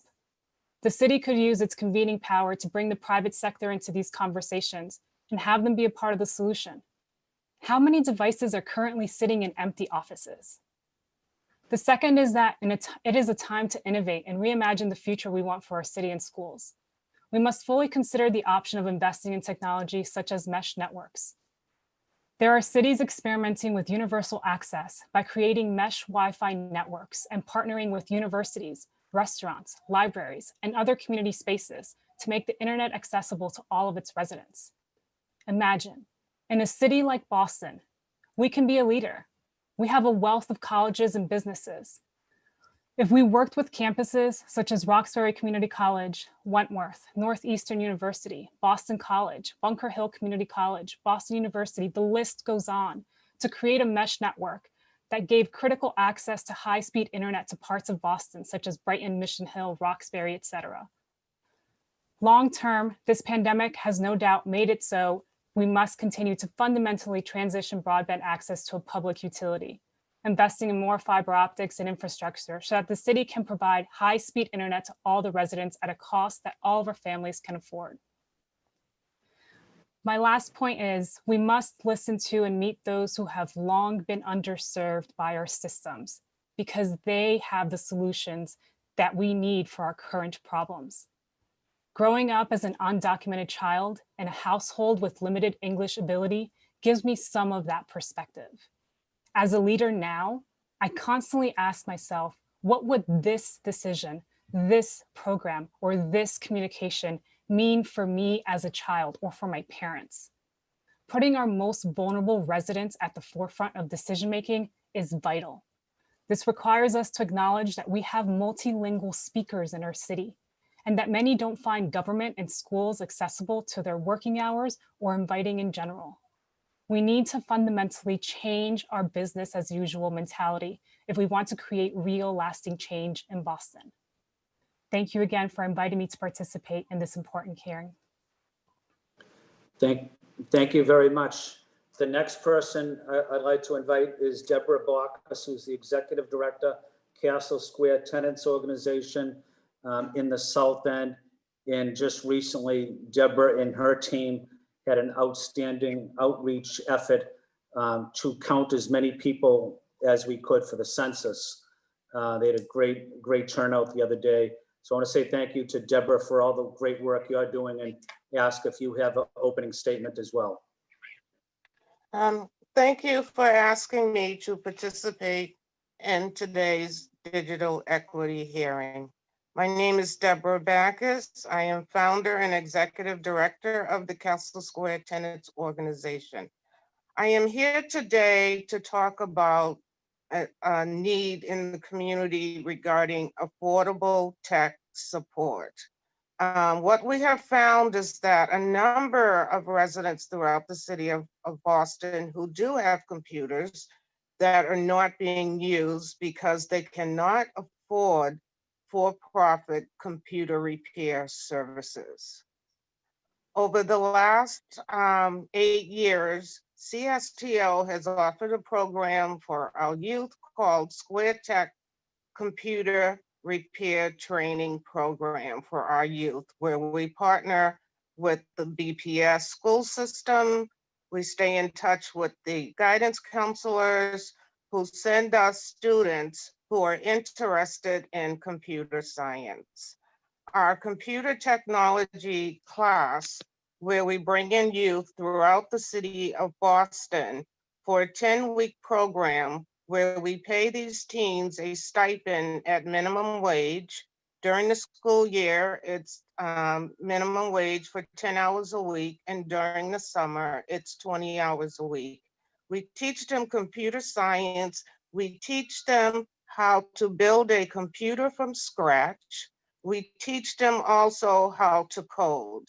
Once the students graduate from this session, we have another program called Square Tech Computer Repair, where low-income residents throughout the city of Boston come to this establishment to get their computers repaired for a suggested donation. We're also a licensed Microsoft refurbisher program where we were able to get these licenses for $30 that would cost parents over hundreds of dollars to get these licenses put onto their computers. We also provide house calls for Castle Square residents who are in need of support services for their computers. So regarding the digital equity portion, there's another portion that regarding the computer support services that are greatly needed throughout the city of Boston, and we are providing that need at Castle Square. The computers that we receive are donated from businesses throughout the city. Tufts Medical Center has donated desktops and laptops. When companies is donating computers to us, and small businesses donate computers and laptops to us that we repair for needy families throughout the city of Boston. We're very proud of this program. It also allows our teens to get ready for college. When COVID hit, we had 20 students enrolled in the program. I'm very fortunate to have a staff that was able to turn around an online curriculum within 3 weeks so that we could continue the program and continue to provide the needed stipend that was desperately needed with many of their parents losing their jobs. This summer, CSTO took it upon themselves to purchase 30 computers for students because some were trying to do their work on their cell phones. And what we found with the Chromebooks, they do not have the capacity that's needed for the students to participate in this class. So CSTO took it upon themselves to purchase brand new computers from Dell that they could use for school. It can be used for the family also. So we're very proud of the program that we offer at Castle Square. And students graduate from the repair side, then they move over and they're advanced to go to the help desk that we have set up, where people can come throughout the city of Boston for affordable tech support. So that's what I wanted to speak on today. Thank you, Deborah. Thank you, Deborah, for the work Castle Square is doing on these critical issues. We're going to open it up to questions. Maybe I'll start first, and I could open it up to the 4 panelists, whoever wants to jump in. And I know all of you prioritize language access as well. It's a critical part of your programs. Tell me what the city could do to be more helpful, or what could the private sector do to be more helpful in making sure that English language learners get the resources, get the education, get the training as it relates to digital access, digital equity. So I'd open that up to any of you or all of you. I'm so sorry. Go ahead. Yep. I mean, I was just going to say one simple thing. I think it's going to be important to really interface with that community to get an understanding of what types of training do folks in that community need access to, and also just getting feedback from those folks. I think as we've approached, this internally as a school, We've really worked to connect with families in the languages that they speak, again, to get a deep sense of what are your needs, what are the areas where we can educate you more, and provide more resources and more supports around. And so I think the key is going to be to allow those individuals opportunities to really, speak on their behalf, to say exactly what they need and what's going to be most beneficial. Right. So Mr. Chair, I would suggest that we don't reinvent the wheel, because right now there are multiple programs, both on the state and the municipal level, to address ESL, English learning in the city and in Greater Boston. The idea, I think, is not to invent yet another system to teach the digital competencies, but maybe to integrate that into the existing ESL programs. Now, the ESL programs are somewhat fractured. Somewhere along the line, somebody's got to have to do a landscape analysis of where those programs are being put and where the gaps are. But I would caution building yet another very complicated system to navigate for folks who don't speak the English language. They're already plugged into their communities, and they know, most of them know where that is. So that would be one approach that I would suggest. Yep. Yeah, I would add that I think that programs exist, as Pam said. However, I don't know that our communication about sharing out that these programs are in existence is very clear. So I think being sure that we're using multiple formats for media, right? So not just sending the translated flyer. By the way, let's get professionals translating those flyers and not just the group of volunteers. So I think making sure that it's in various formats, that there's audio that's being recorded in multiple languages, that it's legible in multiple languages, that there are videos in multiple languages, and that we're reaching this through, in English, you are saturated with this information. You hear it on your news, you hear it from your schools in an email, you hear it from the phone call that you received, you hear it from your neighbor, et cetera, et cetera, et cetera. But in other languages, it's much more limited. And so we need to be intentional about the media resources that we are utilizing to make sure that we're reaching out to all of our communities. Social media is another one. The city has social media accounts, but up until recently, most of it was all just in English, right? And so we need to be intentional. Is this reaching the most vulnerable people in our city? Is this actually being targeted to the most vulnerable people in our city? And if the answer is I don't know or no, then it's not enough. Thank you. Deborah? Deborah, would you like to respond? Well, at Castle Square, everything, Castle Square Apartments, everything is translated. All our documents are translated where it's coming, whether it's coming from the tenant organization or the management office. Thank you, Deborah. With that, I would like to ask Councilor Mejia to start the questioning from the councilors. Councilor Mejia? Yes, thank you, Councilor Flynn. I do have some questions that I wanted to follow up specifically with Mr. Lynch, if we could just kind of follow up on something really quick in regards to access and opportunities to work in collaboration with some of the colleges and the universities, and maybe private partners, going off of what Lorena talked about earlier. What is the city doing to solidify those partnerships and take advantage of not take advantage, but create opportunities to work in partnership with universities and others? Currently, I'm not sure, Councillor. I know a few years ago there was an effort to make sort of an educational partnership come to life. The different universities have different needs. We have worked closely with Bunker Hill, Roxbury Community College, and the Urban College. Yeah, no, I'm talking more specifically. Well, those are great, but I'm really looking to see. I'm looking at BU.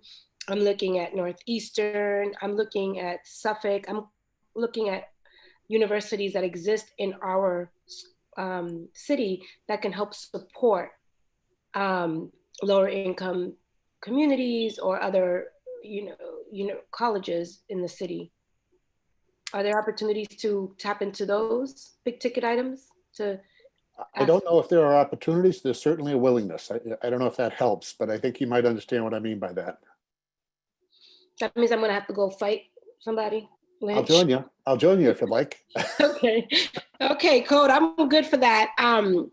It's just I'm just thinking about like ways that we can really solidify these partnerships and also the private sector too. I'm thinking of Fidelity. I'm thinking of John Hancock. I'm thinking about those folks who are doing business in the city of Boston that through their social responsibility platform or corporate responsibility platform, there is an opportunity for us to really build upon that in ways that are far more meaningful than just opening up their doors sporadically for events and things of that nature. So I'll just plant that seed, Mr. Lynch, and hopefully you can go out there and tear down the systems and make it all happen. But I believe there is an opportunity there to hold them accountable Understood. to that process. And then I just kind of really want to talk a little bit more about parents who don't speak English that are having a hard time on how to use technology to help their children learn in class. I know that for me, as an English language learner, as you know, someone who grew up with a mom who didn't speak English, or my mom even struggled learning how to read and write, and even in her native language. So I think that when we talk about education and we talk about outreach, I think that the city, I would really look to the city to really look at how can we be far more intentional about that communication, whether it be through the use of videos, visuals, because we're making a lot of assumptions that people know how to read and write in their native language or even in English for that matter. So I just think it's really important for us when we think about language access to also really think about what communication looks like. So I'm just curious, Lorena, if you could just talk a little bit about what pathways to engagement have you seen created so far, and how can the city help to improve that to better educate non-English speakers about accessing technology? Any ideas or recommendations that you'd like to share? Yes, Sure, thank you. certainly. Oh, sorry. Lorena, I'd be happy to have you take it. Thank you. And then you, Lynch. So, you know, through our work, when we were engaging with families, we were really trying to meet them where they were.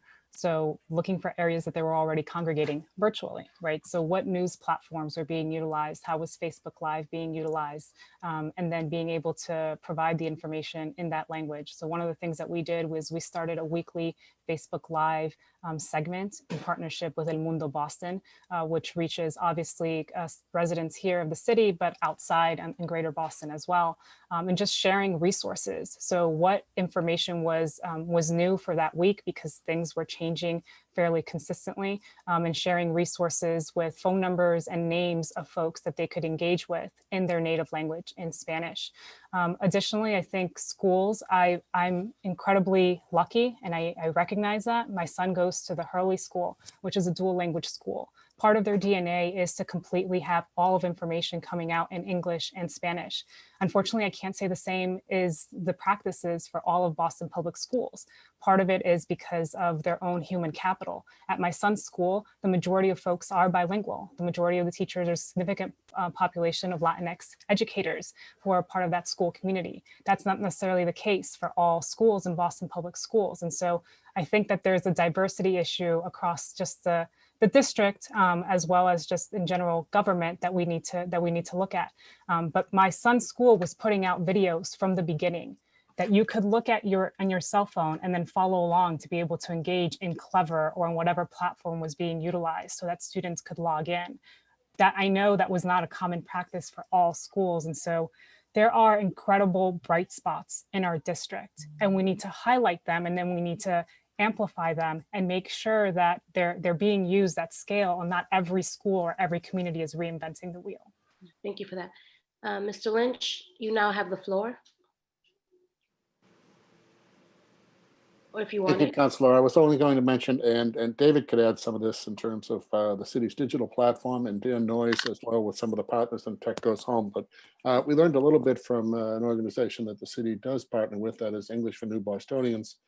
And they have been, how do I put this? They are facing a unique challenge because so much of the training requires an in-person introduction to technology. And we're not able to do that now. And I believe that EMB is exploring kind of like a liaison or an ambassador type role for their trainers to introduce themselves to new participants in, say, ESOL classes, for an example, and to try to connect them online. And that's one of the biggest challenges I think that folks are facing right now.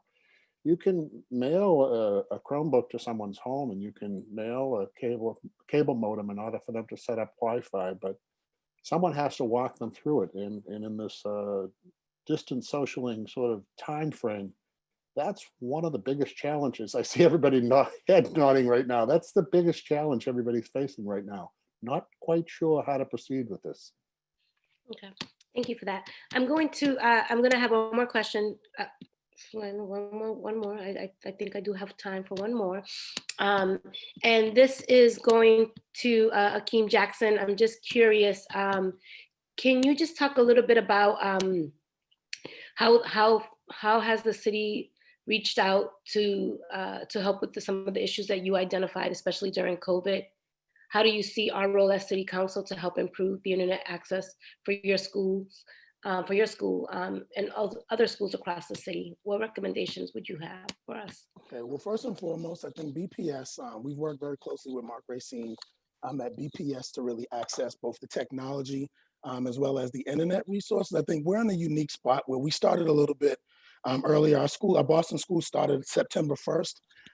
And so we took a lot of onus on our own to really get kickstarted just as things were kind of getting underway. I would say one thing that kind of that we highlighted as we were kind of searching out sort of like the citywide access is really thinking about those wicked free hotspots. For some of our students, thinking about sort of different learning styles, even having the internet access in the home doesn't cater to their need to potentially move around. Some students have IEPs where they can't sit in one space for the entire day, and they need different settings, whether it's, in this context, going outside, going down the street, to really create sort of creative opportunities within that. And so I think as we think about the wicked free hotspots, I think that's one area, if we're able to expand them. Definitely many of our neighborhoods are sort of spaces that are left out. I think another thing, as we think, so like right now we're covering the cost, but I think sustainability wise, we're fundraising and we're doing, yep. Wait, you're covering the cost? Well, right now we've covered the cost, not because BPS hasn't been there, because again, we started a little bit earlier. And just to be honest, right now, what's going on in the world, we really wanted to take a stance and show our families like, hey, we're investing in you. First and foremost, yes, we have the support from BPS, and they're doing great on their end, given the circumstances. But we really wanted to take a stance for our families, at least, initially. But sustainability-wise, we're raising, a lot of money against our budget, with already, having some other things that we're raising money for. And I think sustainability-wise, it would be great to have, kind of transition more into the city's or BPS's plan. Moving forward. But right now, yes, we have been owning that, not because BPS hasn't been there, we just took that initiative. We started September 1st, so it was a little bit ahead of the curve before BPS actually had that in place as well. Great, thank you. And I just want to give a quick shout out to Tech Goes Home. A lot of the families that I work with have gone through your program. Some right now have gone through the program, and now they're the facilitators of your program, doing it in their native language. So I just think that's great to see that. And it's a model that definitely needs to continue to grow and expand, and here for all of it. So thank you for your hard work that goes home in that space. We really do appreciate and see you doing the hard work. Can I just add one sentence here, Councilor Flynn? I'm sorry. BNN is continuously doing PSAs for all the organizations that people are talking about. We send out a call for them and get none back. So if you people have PSAs you need to get aired, or you need to, I've got 2 television stations and a radio station that run stuff like that all day. So to say that that there is another resource here, Boston Neighborhood Network, and I wish you'd use it. It'd be great. I'll be there, Glenn. I'll go there and record a PSA tomorrow. That's good. That's good information to know. Thank you, Glenn, for giving us an update on that. That's important. Councilor Flaherty? Thank you, Mr. Chairman. Obviously, this is a great panel, and I'm excited to ask each of them a question. Particularly excited to see President and Dr. Edinger on. Commend her for the great work she's doing over at Bunker Hill Community College. I heard her opening testimony that she has 16,000 students. That's just tremendous, and I can only imagine some of the issues that have popped up due to COVID. So a couple of quick questions for President and Dr. Edinger, and that's that. Are you seeing any changes in enrollment as a result of COVID? And do you have any concerns that enrollment will decline as a result of the sort of digital divide? And would that also potentially be the trend across the board for higher education? We did see, Counselor, enrollment drop for the fall. Not the summer for some reason, but the summer has a different constituents. I think a lot of the students coming back from four-year colleges were enrolling with us to do courses in the summer to transfer back to their four-year.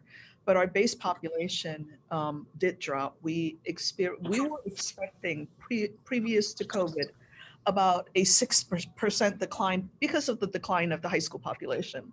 But it turned out it was double that for the fall. And we do believe that it is because, yeah, it is, and we're hoping that it's temporary, that it will come back up again. The lack of digital connectivity, I think, has a lot of downhill implications. Because the college has been acting like a social hub for our students, particularly students from communities of color and communities of high poverty, they don't have the computers at home. They don't have all of the connections that they need. So we became basically their hub, right? They came here for everything: the food pantry, the computers, the connections, the counseling, and everything else. So when we shut down the middle of March, we basically disconnected half of our communities.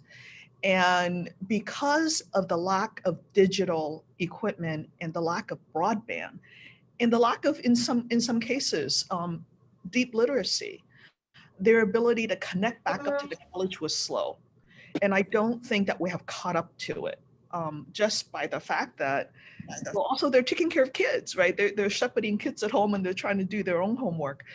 So the impact has been multiple. But if I were to find one lever that would make a lot of this better, is stronger broadband and better access.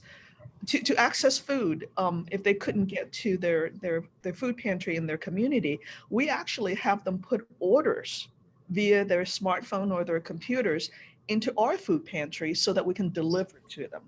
So those are the kind of connectivity, or they can get to mental health counseling with our college counselor via that broadband and digital access. So when those things are gone, basically you don't have a sense of belonging. Right, I hate to get fuzzy and warm and fuzzy on you, but that really is what it is. They don't have an online community. Like they, and you have a front row seat for it. Just obviously the demographic of your student population, plus a lot of them are parents of Boston Public School students, or they're coming right from the Boston Public Schools. So you sort of see what I see as an at-large counselor. So it's exciting to get your input. Right, we're a microcosm, really, of the city. A quarter Black, a quarter white, quarter Latinx, 15% Asian. Yep. We're You truly are. And Doctor, what efforts have been taken to? So I know you had mentioned you distributed about 700 laptops, and primarily, obviously, for some of your faculty, staff, as well as students.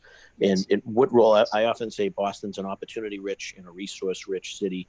What efforts are either underway or can be put in place, particularly in our philanthropic circles and our broader based partners, to help sort of in this sort of the digital divide and the broadband piece that you're talking about? Is there anything else that we should, as members of the Boston City Council, advocating on behalf of your students and other students of higher education? I love the idea of going to my four-year colleagues who are in much better financial shape and try to figure out. I think it was Councilor Mejia who had suggested that. I'll go with you.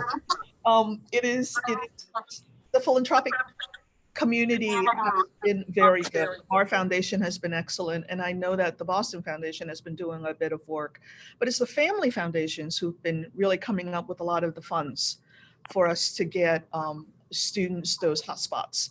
I think we need to be much more, in some ways, cohesive in the way we plan. I did not know that Tech Goes Home was a thing, right? I did not know that the city had a deal going with Comcast that would allow for a much easier access or distribution of those resources. I think it would be worth our while to, as I said before, to do a little landscape analysis to see what resources are coming out of where, and then try to close the gap in a more, I would say, at least on my part, a more orderly way for, I mean, we can use the city as the core, but there's the rest of us who's working on the perimeters. And that kind of connection, I think, would help a great deal. I would love to be, I would love to see a commission on this to focus on it so that we can draw it in. And the other thing also is the role of Gateway City that's in the greater Boston area. I know it doesn't fall into the budget, parameters of the city, but there is such interactions between, let's say, Boston and Chelsea. The lack of connection in one part affects the health of the other part. So I don't know how to do it, but somehow our cities, our sister cities on the edges, has a huge amount of effect on how healthy we are in the center. Very good. Thank you very much, President Edinger. And to Director Lopera, quick question. Obviously, as you know, I was proud to sign on to the letter that you had sent over to DESE. I wanted to, that your organization, I should say, authored. What are the biggest barriers you've identified for our Latino community across the city? Yes, thank you so much, Councillor Flaherty, and thank you for several of you have joined in on this effort with our letter to DESE and other stakeholders. So I think a couple of the barriers have been mentioned. Basic needs, right? So one of the pieces that came out of our survey recently was that 52% of families were concerned about income as well as access to food. So an additional 22. So in total, 74% are worried about whether they're going to have enough money to put food on the table or stay in their homes. And how that's related to digital equity is and access is everything is really kind of accessed at this point virtually.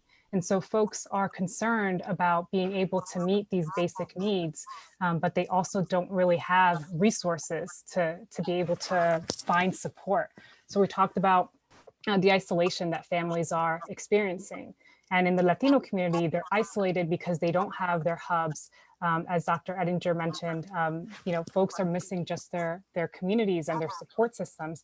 When the Latino community, it is folded and multiplied because it's compounded in that folks also don't have access to information in their language. At least it's not readily available, and it's not available when other information goes out, which causes a lot of confusion in the non-English speaking communities. And so I would say that all of these pieces are big issues in the Latino community, and all of it, the common thread in all of that is tech access and digital connectivity. Okay. Thank you, Director. And then just my last two questions to Director Jackson of Up Academy and for the great work that Up Academy is doing. I was curious to see what are the common themes and difficulties for our families at Up Academy with they're facing. And then to Deborah, could you just talk briefly about the digital equity $35,000 grant that helped create the technology audiovisual college course in partnership with Ben Franklin? So those are my last two questions, and I'll listen carefully. Thank you all to this panel. All right. Well, in Boston, we serve over 2,000 students and families. And I would say, first and foremost, we identified over 250 families that had either spotty or no internet access. So I think just direct access to the internet is one. And as we've engaged in the partnership with Comcast Internet Essentials, one thing we've known is just that the process for some families is just very involved, whether it involves information that they don't have or they're not able to provide, or just the setup process. And so a couple things that we've done, I think one is, we've created a guide that kind of basically distills down all, because Comcast Internet Essentials comes with a few different sort of guides for different aspects, whether it's the setup or just the use. And so we've distilled that down into one guide that's been translated in English, in Spanish, Cape Verdean Creole, Vietnamese, all the languages that our families speak. And this guide is literally a step-by-step guide from how to sign up to how to set up the device once they get it. Another thing that we've done is we've set up action teams at our schools, multilingual action teams. So if a family calls in Spanish or Vietnamese and they need actual like walkthrough setup, we try to sort of take that front line of defense to support before it gets to Comcast Internet Essentials. And so I would say those are the two things, is really just, again, baseline access, whether it's spotty or no access, and then also just helping families through the very involved process to set up. Thank you, Director Jackson. And Deborah? Yes, I'd like to thank the City of Boston. CSTO received the Digital Equity grant that allowed us, one, to bring more youth into our program, and also to partner with Ben Franklin Institute of Technology to provide audio-visual training for our youth, where they would also receive college credit.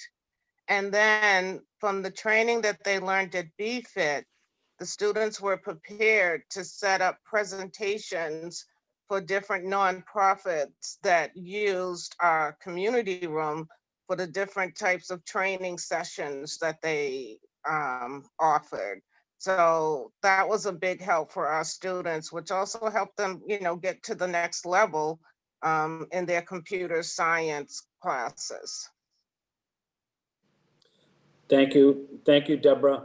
Next up is Councillor Bach, Kenzie Bach. Thank you so much, Councillor Flynn, and thanks to everyone on the second panel. I think it's I was thinking while you all were speaking just about how much work there is for that kind of human support around these technological systems, and how much it has to be human and community based. And you guys are all exemplars of this. I had the opportunity to work with Debbie Bacchus again when I was at the VHA, and know her work well, but it's great to virtually meet you all and hear from you. I think it really underscored for me sort of what we were talking about with the first panel, and obviously President Edinger brought this up, but just the fact that even if we solved the cost piece of this, the sort of cost and availability, we would still have these issues around language access, around support for seniors, we would have an enormous tech support ecosystem to build for equitable access, even if we had the utility piece solved.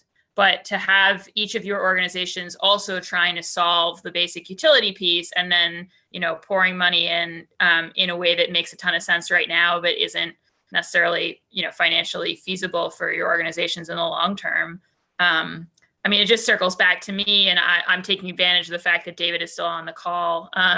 It emphasizes the fact that, to me, the amount of money that we as a city would have to spend in the next 10 years to launch a municipal broadband service would be well worth it in the long run, because I don't see a world in which we're going backwards and the internet is becoming less of a public utility.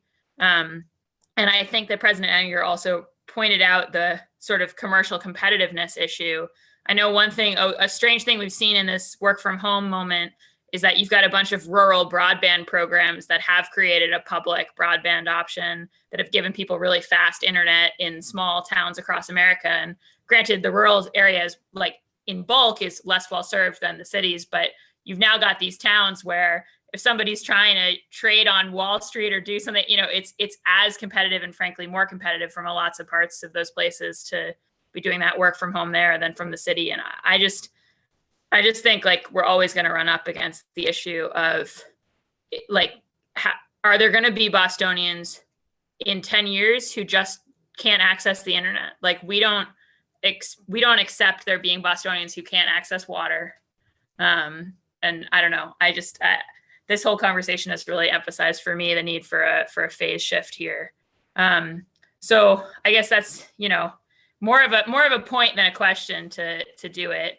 I did have a question I did want to ask about, building on Lorena's point about mesh networks, just whether, and my understanding of that is that's when you've got an existing Wi-Fi network and you build out little hubs. It's like when somebody has, if you've got a home and you've got multiple routers that are all running one system, like, you have my understanding, is this right, Lorena, that would be the kind of thing we might do with, like, if a BU is providing a big Wi-Fi network for its folks, we would say, hey, well, what about providing it to this adjacent housing? And could we build off of the network? Is that the sort of thing you were picturing that Councilor Mejia was asking about? Yes, so I am not a tech expert, but I have been reading up on what are different possibilities and also trying to be innovative. And so the idea is that mesh networks would extend your ability to have access at different points without reducing the capacity or the capability. And so my point is, it's the same as what we're thinking with Wicked Wi-Fi, right? So we can extend Wicked Wi-Fi, for example, on city buildings. So what is stopping us from looking at partnering with universities who already create their networks, who have their own little, let's say, internet bubble, and how do we encompass our residents as part of that? I think especially now when not all students are on campus, right? And especially knowing that we have so many campuses within our city limits who can engage in helping to bring a needed resource, an immediate needed resource for our community. Yeah, so I guess then I would just, I guess I'd ask again, Councilor Mejia's question, but sort of with that particular focus for David and for Mike, if he's still on. Oh yes, I see you.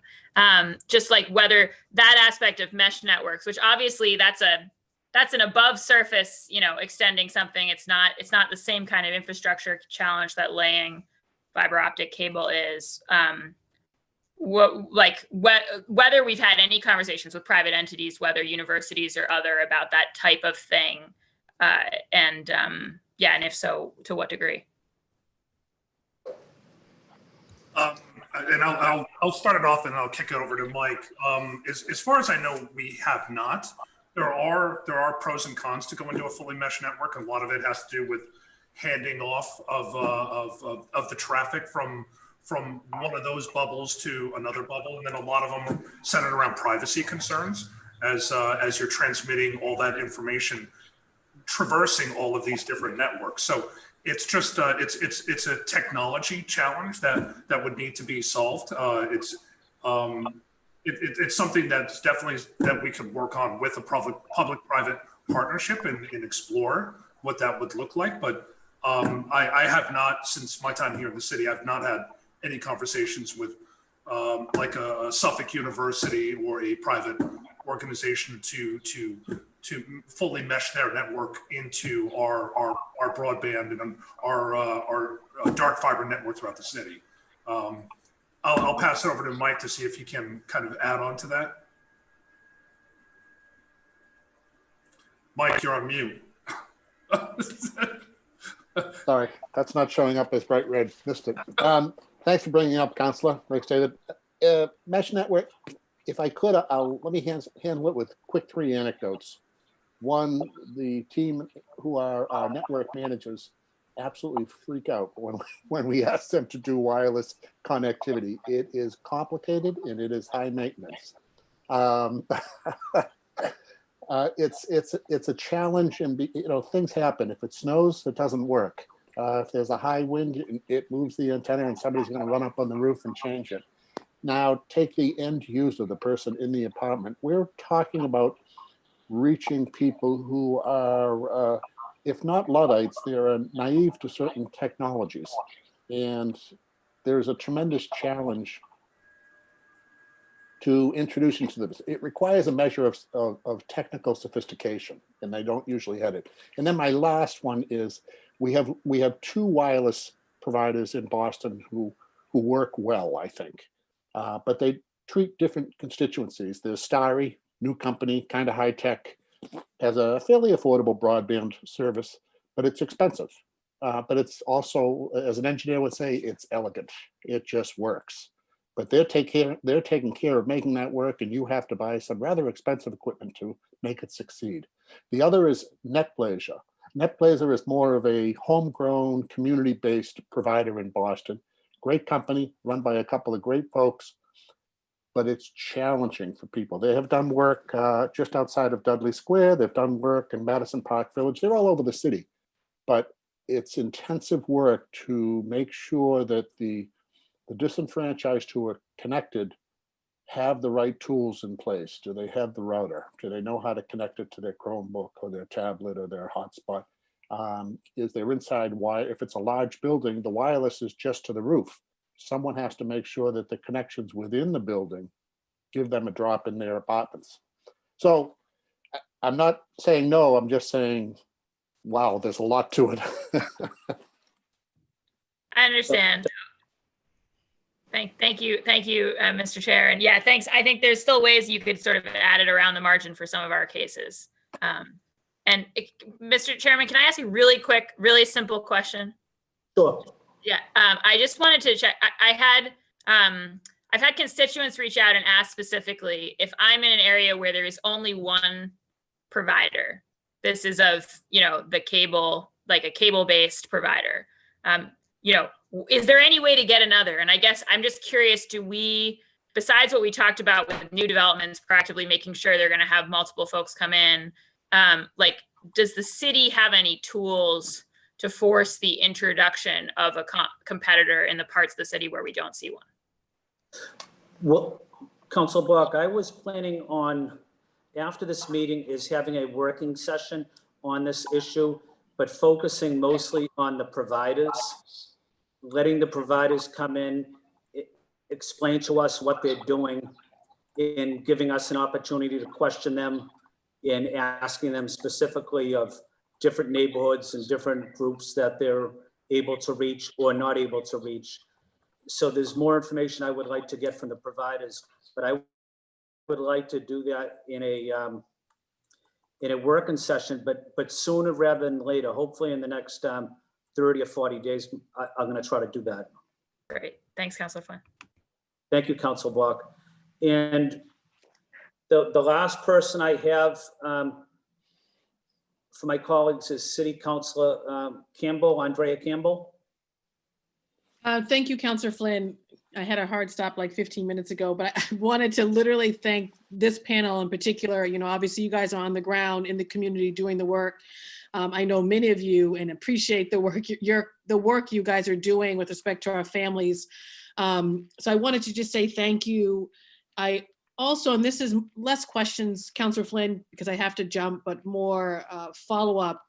I am, that landscape study that Pam was talking about, there are so many resources out there, but we often can't find them. I think it's so critically important. So anything I can do to support that effort, and the regional approach, it's also critically important. I think that's true for every issue. I used to work at the Metropolitan Area Planning Council, who I'm sure would want to play a role in this. I mean, their council or their coverage area is 101 municipalities in Massachusetts. And I'm sure they've done some work in this regard. So it might be good to bring them to the follow-up working session. And if there is a commission that we look to form with respect to this issue, happy to be a part of that as well. And then, I know Deborah was talking about BFIT. I was just talking to Aisha actually recently with the work they're doing. There's just so many folks on the ground who are doing incredible work. The guides that Keem talked about, just really appreciate the work you guys are doing. I apologize that I have to jump, but thank you so much, Councilor Flynn and the makers for this. We'll continue to do my part in closing the gap. And thank you to all of you. I did not want to jump without saying a big thank you to the work you guys do every single day to meet the short-term needs of our families. So thank you, and everyone stay safe and healthy. Thank you, Councilor Flynn. Thank you, Councilor Campbell. We do have some public testimony. There are two people in the on the computer that maybe they do want to testify, but could you raise your blue hand if you are interested in testifying?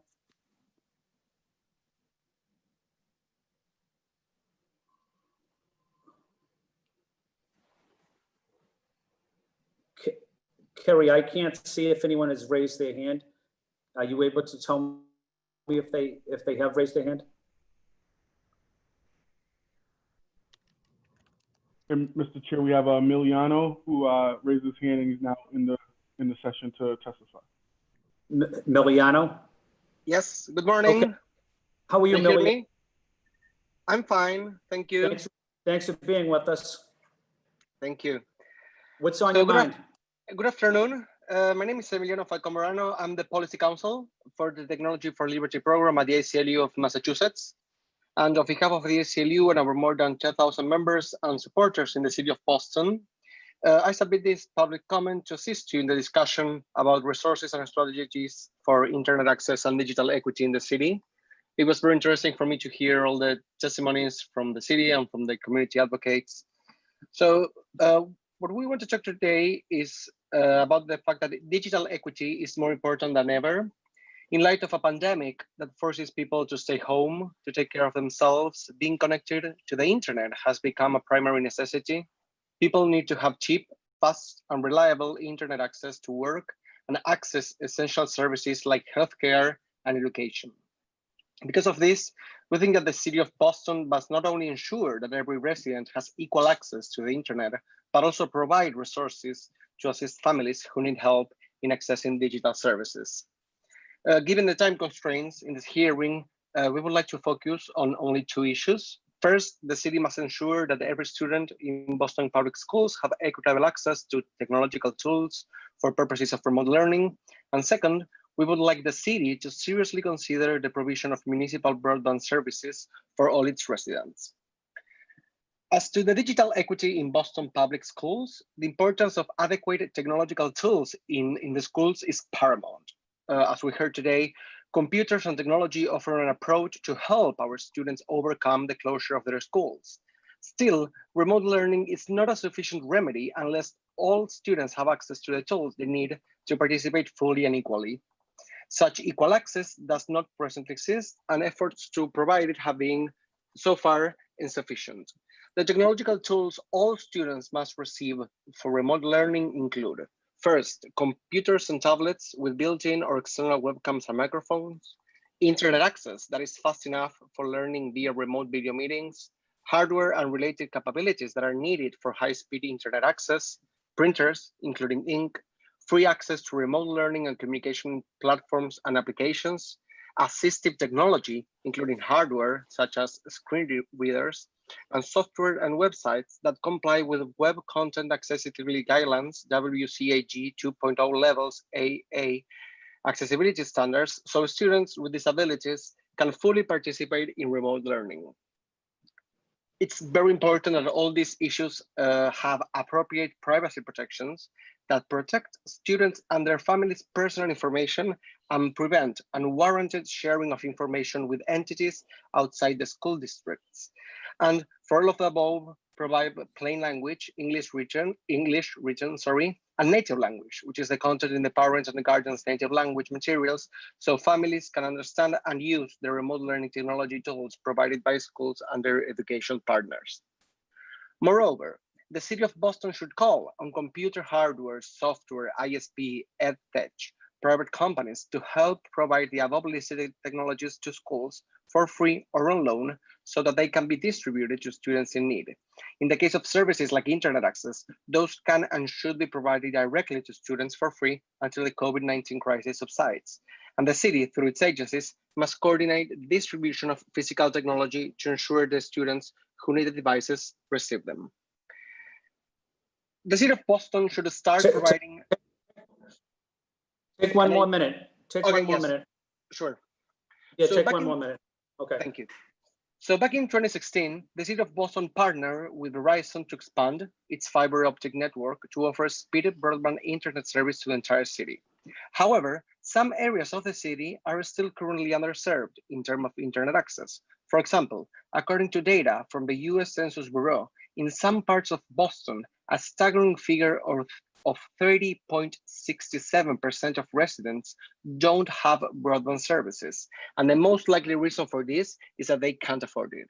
The city of Boston has a historic opportunity to fill this gap and implement a municipal broadband service that provides a cheap, fast, reliable, and universally accessible connection to all those who cannot afford a private provider. Across the country, there are more than 330 municipal broadband providers. A review that compared states with obstacles that prevent the establishment of municipal networks against states without those same restrictions show that the latter enjoy higher access to low-price broadband plans on average. This means that municipal broadband services result in a more affordable and accessible market. Here in Massachusetts, since 2016, more than a dozen rural communities have gained high-speed internet thanks to municipal broadband, and they were all very successful. The pandemic accelerated a digital process that was already happening. From shopping to education, from working remotely to telemedicine, the use of online tools like videoconferencing is becoming more and more ubiquitous. Thank And the you. benefits, oh, okay, thank you. I have one more, and I'm just trying to get the other person in before 1:30. We have a Thank hard you. stop at 1:30. Thank you, sir. Thank you. Thank you. We have one more person that's looking to testify.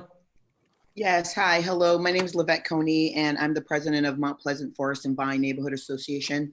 I quickly just want to say that we've always had problems with access to city sponsored meetings.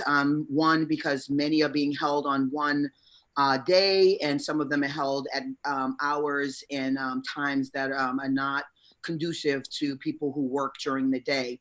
I would like to advocate times that would do that and allow for more participation from many people, which would be on the weekends and evenings, but also too, to access meetings, we would need it to be put on social media and put on different platforms so that the most broad group of people will be able to access this information, like this recording right now, this recording today too. How and where will it be housed so that people can, and I can also pass it on to residents. Yeah, that's a good point. I'm going to make sure that my staff, but also central staff, coordinates the video of this hearing. So at some time over the next couple of days, central staff will put it out on the on social media. So we'll try to send it out to a large group of people as well to make it as accessible to everyone as we can. And having said that, again, I want to say thank you to the panelists for being here. I want to say thank you for the team from Mayor Walsh's office, and especially for the community activists that are doing so much work in our neighborhoods, making sure that those most in need have access to the internet and are able to communicate with each other in this critical time, this critical period. And that's what our job is, and city government is trying to be there for the people most in need. So I want to say thank you to everybody for doing an outstanding job, and looking forward to the working session that I will make sure that we include you if you want to listen and join us as well. Having said that, I want to thank central staff for excellent work today. And Kerry is on the line. I want to say thank you to all my city council colleagues as well for being here. Thank you, everybody. Thank you, Councilor. Thank you. Thank you. Thank you. Thank you. Thank you, Councilor Mejia. Thank you, Councilor Flaherty. Thank you. Thank you, everybody. Gabble, you got to gabble us.